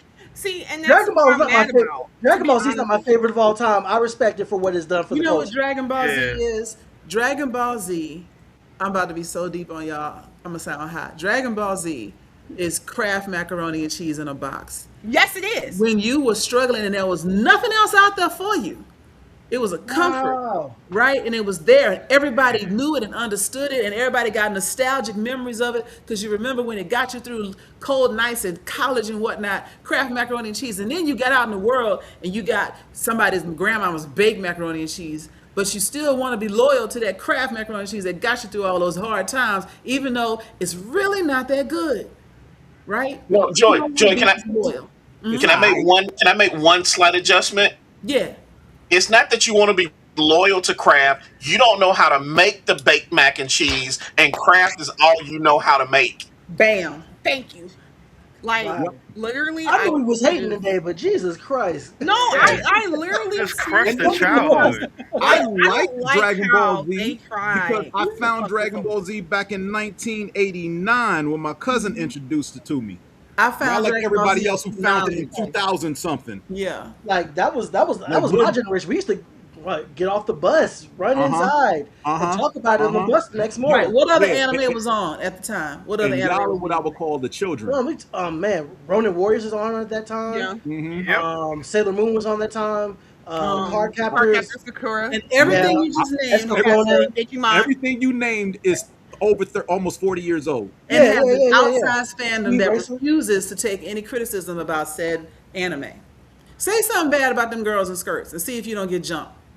Oh, I'll Jump say something on about the site, fact as that they should. Tuxedo Mask a pedophile. I'll say that. Well, that we Tuxedo know. Mask is a whole pedophile. No one argues that. Being Even the correct. fandom acknowledges Yeah. that Tuxedo Mask is a problem. Yes, he is. He's Yeah. a problem. I mean, I The got whole- nothing to really personally say bad about her. She a glass cannon for what it's worth, but that's really the most I can think of. I just feel like if they really like, so, because you know how what ended up happening things there. First off, it was just called Knights of the Zodiac. It wasn't Yep. called Saint Seiya. And then they didn't push it as they should. I feel like they cut out so much stuff that would have made it cool that people would have actually put it, and then put it at the worst like time frame where it could have been at where people weren't watching because people were just watching Dragon Ball Z. So it feels like every time I talk about Saint Seiya, people say, "Oh, but Goku." No, he can't. Goku can blink and this nigga is gone. So let's start off with that. But it just makes me sad that you know, a lot of people in America couldn't like see that Saint Seiya in Ronin Warriors because it's almost one and the same. It wasn't a badass anime, but if you go to like Mexico or like South America, it Saint Seiya is fucking booming over there. So it's like, but every time I talk about Saint Seiya, like in the States, like unless because it is niche, but when you actually like get into the lore of it, it's way deeper than like Dragon Ball Z. I'm just saying, if it was a fight toe to toe, the niggas will skate on them hoes all day. Oh, let me add this as well. The arc in which they had to rescue the princess in Saint Seiya, they ripped that in Bleach. That's the Rescue Rookie arc. Yes, Bar for bar. it fucking is. Bar for bar. Wow. And a lot of people don't know that like a lot of video games and a lot of other things actually rip from Saint Seiya more than it does Dragon Ball Z too. Yeah. But a lot of people won't know that because they're like, "Oh, I don't understand." Dragon Ball You Z. won't understand because you in the head and clouds with them box mac and cheese. Let's be real. Dragon Ball Z is basically Fist of the North Star, but they're aliens instead of people. Yes. I will 100% agree with that. But that's my gripe with Saint Seiya. I wish that people Yeah, but unfortunately, Saint Seiya is one of Saint Seiya like 86 is when it starts. Like you said, whoever tried to bring it over here, whichever American distributor tried to bring it over here, always brought it at the wrong time because yes, late 90s, like the early 90s, you were coming off the 80s, so no one's really trying to mess with any more imports because we had the whole mecha phase in the 80s with Voltron, Robotech, Tranzor Z, right? All Japanese IP, you know, American adapted Japanese IP. So the early 90s wasn't going to happen. Late 90s, Ronin Warriors pops off, right? So I remember it being on the same time as Ronin Warriors, but it didn't last as long. Like Ronin Warriors went through its entire run over here in the States in the late 90s, and Saint Seiya probably like got to run like 10 to 12 episodes before it like disappeared off airwaves. Yeah. It was because of licensing. And probably other things as well. Issue that they didn't want to dub all of it because they thought it was too violent. But it's just I mean, yeah, it is violent. It is violent. Don't get me wrong. Finally, a shonen action anime that's not violent. Somebody got blinded, got their eyes back, and was blinded again. Dang. So the early 2000s, it's the same. They tried again in the early 2000s to bring the same series, try to bring it again. Then Netflix had an updated version of the show a couple of years ago. Trash. It was trash. I saw the CGI and was like, "There's no way in hell y'all bastardized something that's so beloved this badly," but they did. How did you feel about the movie? I haven't watched the movie yet. They pulled that thing out of theater so quick. I was so confused. Wait, it was in theaters? Yeah, it was in theaters. It was in theaters. I wanted to go see it, and I'm like, something tells me this not right. And I'm a diehard Saint Seiya fan. I was like, I'm not gonna watch it. It just gets caught up in like dropping at the wrong time. Now was a good time to actually like do it proper justice. I mean, I look at what's happening with Ranma 1/2 on Netflix. Yeah. But it's pretty much like they're just racely redoing the previous 7 seasons a season at a time, right? So they're not doing anything new or nuanced. That was the issue with Netflix. They were trying to twist the story a little bit because it wasn't, aside from the horrible animation, they did try to like change the story up in some ways from the original anime and manga. But yeah, it's just a victim of trying to be pushed at the wrong times because there's other things out there that people are like, oh, this looks like such and such. I know I'm gonna watch such and such because what reasons or whatever, you know. So it's a victim of circumstance. It should be more popular than what it is. Literally should be. Yeah. All right, let's go on to the next one. We're ready to close out here in a moment. Oh, come on, fam. Now, who hating on this shit? Who? So I hate Sheldon's mother. I hate young Sheldon. Wait, you said young Sheldon? No. Joy hates Sheldon. I hate Sheldon's mother. Mary Cooper? What is she doing? Yeah, actually, I'm gonna agree with you on that one. I don't like her either. Mary Cooper. We're friends now because I don't like her either. She enables all of Sheldon's foolishness. Yes. Yeah. Yes. She is the My way baby boy everybody wants to Shelley. say, neurodiversity, and I get that. Mind But you, he's wait, also I an didn't finish asshole. everything yet. I didn't finish the whole series yet. I'm like on season 9. No, So- I'm Wait a just minute, saying, wait a minute. On I'm Young not giving Sheldon, any spoilers. I'm just saying, this happens all the time. You see somebody that you might want to categorize or diagnose or something and say, they're, genius level, autistic, neurodiverse, etc. And you use it as a blanket to excuse all the other bullshit that they do. Yeah. Sheldon is Kanye an West. asshole because his mama let him be an asshole. Right. Yeah. and Young Sheldon, yes, but she does put him in his place in Big Bang Theory a lot. But she enables him more than anything The damage else. has been Right. done. I remember that episode. That motherfucker was man talking about, Mom, why are you fucking that man? Well, sometimes we have urges. Well, I don't Right. need you to have urges. Yes, So and funny. she told him to get out of her house. That shit was so funny. And let's not even talk about on Young Sheldon how anytime something is about to happen, no, not my baby Shelley, nuh-uh. And she wants to put this force field around him, and she's the problem. She's the reason Sheldon is the way that he is. Yeah. Yes. Now Indeed. again, in Young Sheldon, I could agree with that. Not on Big Bang Theory, because I think she's more so putting her foot down in Big Bang Theory than in Young Sheldon. Because in Big Bang Theory, it's kind of like you're a grown adult, act like one, stop being this way, mature, grow up. No, you can't do these things anymore. and he does whine a lot. So yeah. So You know what? halfway with you, yes. Because in Young Sheldon, she does coddle the fuck out of him, and She doesn't coddle him as much in Big Bang as she did in Young Sheldon, but she does do some coddling in Big Bang. Not You that I've know- seen. I mean, You know what? I don't like the writing in Big Bang in general. I don't like the show after a certain. I think it's like after like season 4, the writing is trash. Everything is non-consequential. Everybody just lets Sheldon does what he wants. He gets over it. Like they just forgive him all the time. And on top of that, the way they talk about nerd culture, like it's very forced all the time. They're not nerds and like I nerds, know, though. yeah, and I know Yeah. they're not nerds, but it's painfully obvious that they're not nerds. It's Yeah. like if we're nerds. We're talking about. Let's say I just mentioned Black Panther. I don't have to explain to y'all what his powers are every time I mention him. I don't have to talk to y'all about how the Flash's powers work if I bring up the Flash in conversation with y'all.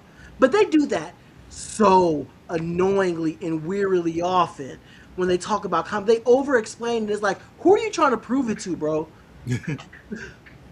But see, I think that might go to like earlier when we were talking about the Marvel movies. Is Big Bang Theory written for nerds or is it written for everybody else? Yes, it's a stereotype. Yes, Yeah, I I feel like understand. it's written for everybody else, and nerds just happen to understand it more. Yeah. yeah, very It's much the so. stereotype. Are you gonna watch the new spinoff? Absolutely the fuck not. Wait, there's another Yeah. spinoff? Yeah, it's Yes. what Stewart. Bounce pass. Stewart. Oh, that's right. Stewart's ruins getting a you. spinoff. Yeah. Yeah. Stewart and the girl. Yeah, I don't like how they did Stewart. Stewart Is started it off so Stewart confident and ruins the cool. universe, or I forgot how it was called. Yeah, something like that. But Stewart started off so cool and confident, and then they just made They him just fucked him hard. a suicidal sad sack. Because he wasn't Yeah. supposed to come back again. And since they knew that he was going to be a recurring character, they had to make him fit into the group, so he had to have some type of problem. Yeah. He Because if almost he was smashed just a through one-off day one. comic book shop owner that they would show that one time, then yeah, they could have left him alone as is the first time we saw him. But no. He almost smashed Penny day one. He was Day so close. one. He wanted to accept Sheldon. That's true. That's very true. All right, we got the last one here. And James, I believe this was you. Is it? Can't be. Ooh. Oh no. All right. Oh man! So aside from the fact that Power Rangers is a bastardization of Super Sentai, and yeah, I said that with my That's whole a fact. chest. You right. I You said that with my 100% whole right. chest, and I will die on that hill 10 toes down. There are just things specifically in Power Rangers I just don't like. And starting from the very beginning, I don't like the character and the actor of Jason Scott Lee. I don't like the original Red Ranger. Because All right. I understand the real life. I understand the real life thing. No. Even the show, even just the character on the show, from day one, he came off as an arrogant little shit. He didn't come off as a leader. He didn't come off as a leader to no. There's leadership, and then there's being, I'm the best. I know I'm the best. I'm gonna tell you I'm the best, and I'm acting like I'm the best. He wasn't the best. Rally the troops. Come on, guys. We can't give up. We're the Power Rangers. Boo. Thank you. I mean, yeah, 4 out of 10 speech, but he was the only one doing it. I feel like that's one of the reasons I never liked the Power Rangers. Was so understand if it wasn't for microaggressive racism, Walter Jones could have easily been the Red Ranger. Agreed. All right, let's start there, because you ain't gonna convince me that Jason was a better fighter than Zach. He was. And I'm not talking, and I don't mean with the hip hop. I'm talking about without the hip hop keto. Because before they brought that in, if you watch the first couple of episodes of Mighty Morphin before they introduced the hip hop keto, I want you to go back and actually watch them two fight. There's no way you can convince me that Jason was a better fighter than Zach. You're not. We'll go back and watch them again. And then they bring in Tommy. And I understand the Sentai of it all, of the Green Ranger not supposed to stick around. He dies after several episodes, whatever. But what they did to Tommy, you're going to bring in this dude who basically you want to establish as a badass, and then tell me he's not as good as Jason. Don't spit in my face and tell me it's raining. Ooh. Don't do that. Jason got the one-on-one that he was supposed to get. And he beat him straight up. So again, even in that one-on-one, I knew how that one-on-one fight was going to end when they introduced Tommy. I'm like, okay, I see where this is going, and I see this fight happening. Because again, when Power Rangers started, I'm in high school. I'm like literally about to graduate high school when Power Rangers starts. So my mindset is different from the younger teens who watched it, right? So I'm looking at it that even in that era, like, y'all introduced this dude, told me he's a badass, and he can go toe-to-toe with Jason, but it looks like he's struggling to make Jason look good. Go back and watch that fight again, and watch them fight, and watch the expression on Jason David Frank's face, because he looks like he's struggling to make Austin St. John look good. He really does. And there's no way you're gonna convince me, wait, this fight ends in a draw. That doesn't seem right, because that's not the ending I wanted. I wanted the new guy to beat the shit and humble Jason, because that's something that never happened. Jason never got humbled at all doing his run on Power Rangers. So that's my first hate. Jason Scott Lee, trash. Fuck him. Anybody who stands by him, like, don't talk to me about Power Rangers ever again going forward. Like, you have no cachet with me. You have zero credibility. The other thing I hate about Power Rangers, and this is more so a Saban thing, I hate Mega Force and Super Mega Force. That's fair. This was a wasted opportunity. This is two Power Ranger themes that had nothing to do with each other, and you combined them into one show. Mega Force is based on a Sentai show where the theme is their powers descend from angels in Japanese culture. So that's why the symbols look the way they do, and Gosei is what he is, or whatever. It's all has to deal with angels, or whatever. And then you follow up with Super Mega Force, and they go from an angel motif suit to a pirate suit. That then allows them to morph into every previous Ranger before. Why? Yeah, they don't have nothing to do with each other, not even close. Right? Yeah. So in the Sentai version, that pirate group literally are pirates. They were traveling the galaxy because at the beginning of that season, every single Power Ranger, all 199 Sentai Rangers, come together to fight this big evil and to ultimately win the battle. They disperse their power to quell the evil and send it off into the cosmos, whatever, and they lose their powers. They give up their powers to save Earth. The Pirate Rangers come from deep space with all the powers because they've gone around and collected all 199 keys. And that's the reason they morph into previous Sentai teams to fight the bad guys they're fighting, because they're fighting, they're like, yo, let's kick it old school and let's do this and let's do that. So they change into Kaku Ranger and Ginga Man and all the other shows, Sentai shows over there, or what we know over here, Wild Force and not Jungle Fury, Wild Force, Turbo and Zeo, Zeo, In Space, Lost Mighty Galaxy, all of Morphin. them, whatever. That's why they do that. But those two motifs don't line up in the American version at all, because the pirate themed show is an anniversary show in Japan, and it just so happened it was lined up to be what, the 25th anniversary, not 15th or 20th anniversary of Power Rangers here in the US for that Super Mega Force season. And instead of recasting, Saban and his genius decided, let me just merge two totally irrelevant shows together and make them one. And this is why fans hate that part of Power Rangers, amongst other things. It was trash. That's why I hate it. I just hate it because it was trash. I didn't know all that. Oh, no. It's definitely trash because the actors. And again, I've seen people who've interviewed Rangers. I've done many Ranger stop here in Atlanta. People who've interviewed the Red Ranger actor from Megaforce and Super Megaforce say that the actor is a very wonderful, charismatic, charming person, right? They all have glowing things to say about him. His character in the show is it's not even two-dimensional. This dude is flat as a piece of paper. Like, there is nothing to him. He just comes on screen, says stuff, and I don't know if that was his direction, then the people working on the show suck and should never be allowed to work on anything again a day of their lives. Hey. Like, cash a check from residuals and jump in a hole somewhere, because you basically ruined 6 people's careers at this point by giving them poor material to work with, and that's all I can call it. It's for something to be so grand in scale, in visual and looks, is so fucking horrible. It's criminal. It's criminal. And nobody needs. And the only pass I'll give in Power Rangers is Turbo. People need to stop shitting on Turbo from beginning to end, because the Sentai is based off of, and a lot of people don't know this, the Sentai Turbo is based off of is literally a comedy. So when they have to transition and reformat the Sentai show to the American version, you have to know the material they're working with to convert that over to an American audience. Turbo is literally supposed to be a comedy show because it is a satire of the Sentai over there is a satire of a previous Sentai show in which the theme was cars before. Yeah. So, I'm done. Okay. I think I got it all off my chest.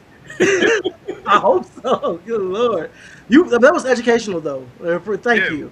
Yeah, but Jason not Lee sucks. Jason sucks. You ain't never going to convince me otherwise. Jason's ass. All right, so as we close out here, thank you all for being here. Thank you all for taking time out of your busy schedules to be here. I know you all have a show tomorrow night. So, I'm going to go down the road, let you all tell the people where they can find you, and I want you to slander one character on your way out. Okay.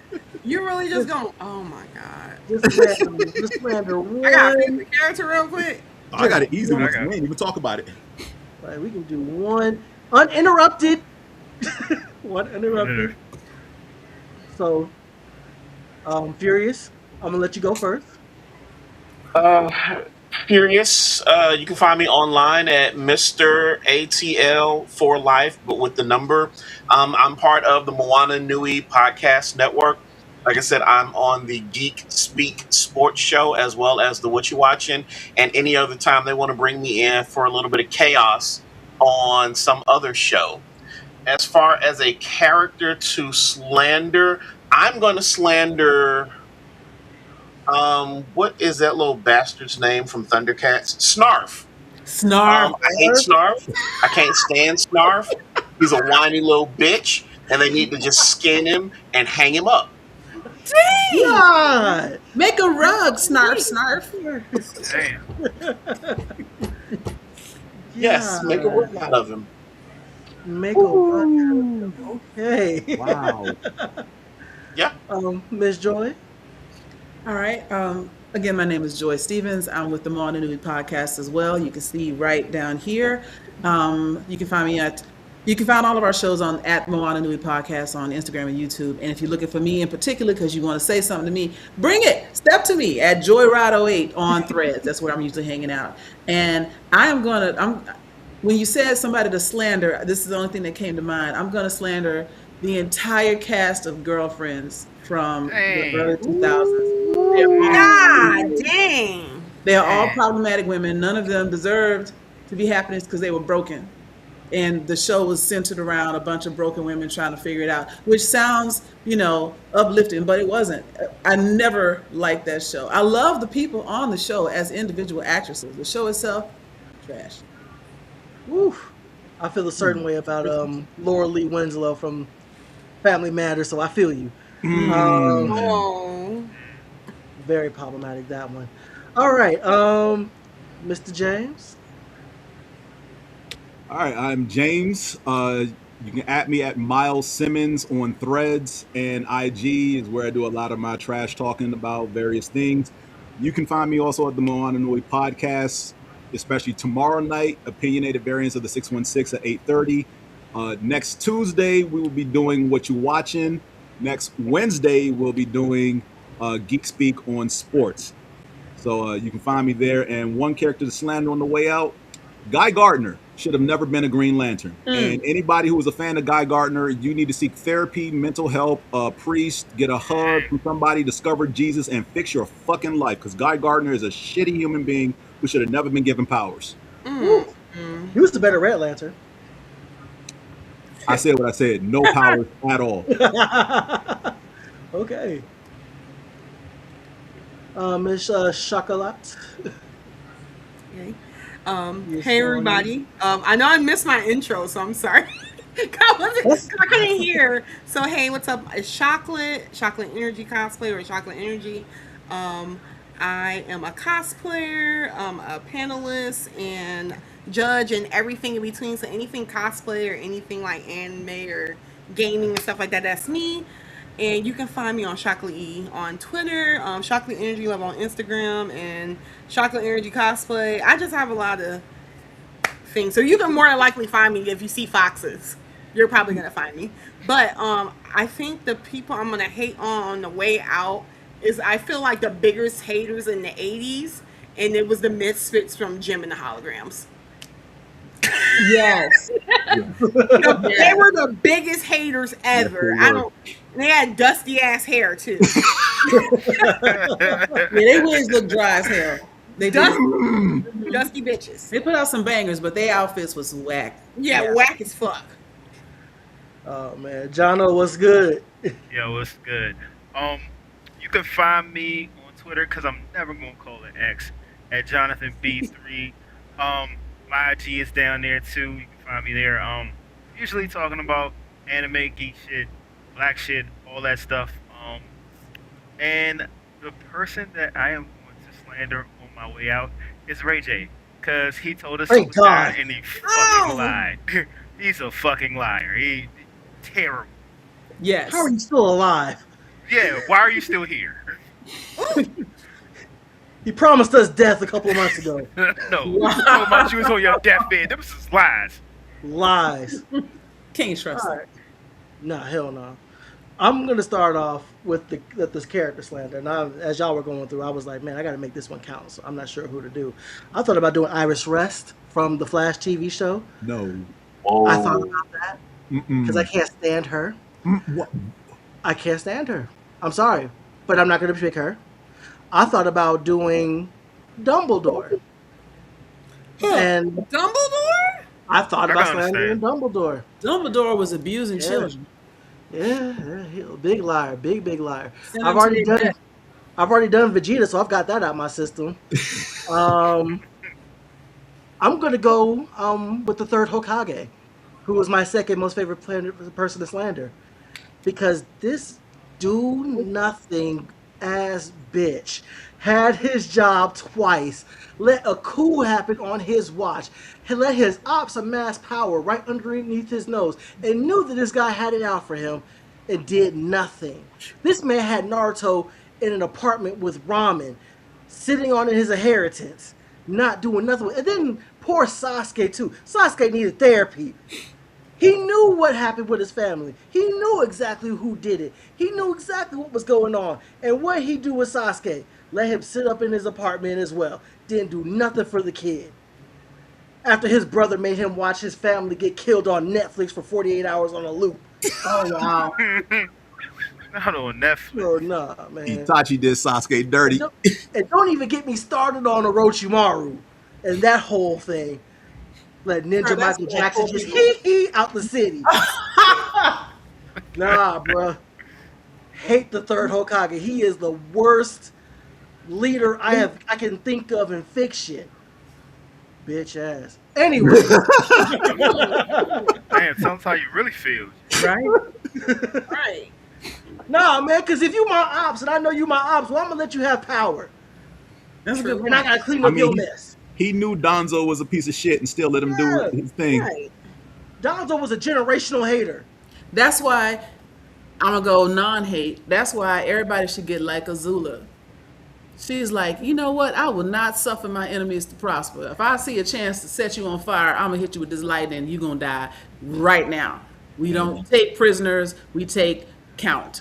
You know. So yeah, Azula had the right idea. And that's why Azula's my favorite character in Last Airbender. Matter of fact, I'm loving her in the live action too because she don't give a damn. I didn't watch the live action yet, The but live action is good.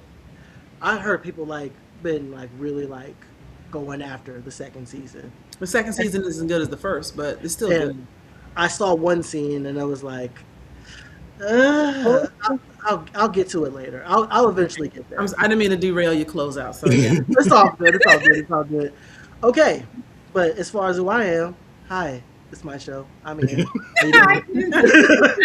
So what you do is you take JB versus the world, you spell it all out, you put it together, you say it one time like a Tribe Called Quest, and you can find me there on Facebook, Instagram, and on them blue skies. And if you want to argue with me on Twitter, it's JBVtheWorld because versus was just too long for it. My central hub is JBVersusTheWorld.com. You can find JB versus the World here most Wednesdays. I'm not going to be here next week. I'm going out of town, so I'm taking next week off. But after that, I'll be back to run it back with all of you. So, yeah, thank you for being here. Once again, I cannot do this show without y'all. I appreciate everybody who took the time to join me on this panel for tonight. I enjoy everybody who's in the comment section. Thank you all for being here. Again, we all make this what this is. And yeah, I appreciate you. And I truly, truly, truly mean that. Hopefully, when I can return, there won't be any difficulties. Technical difficulties start the show, so everybody can introduce themselves properly next time. But until then, y'all already know how it goes, man. Stay black if it applies. But if you want, I love you anyway. Take care of yourselves and each other. So from JB and the others, we are out.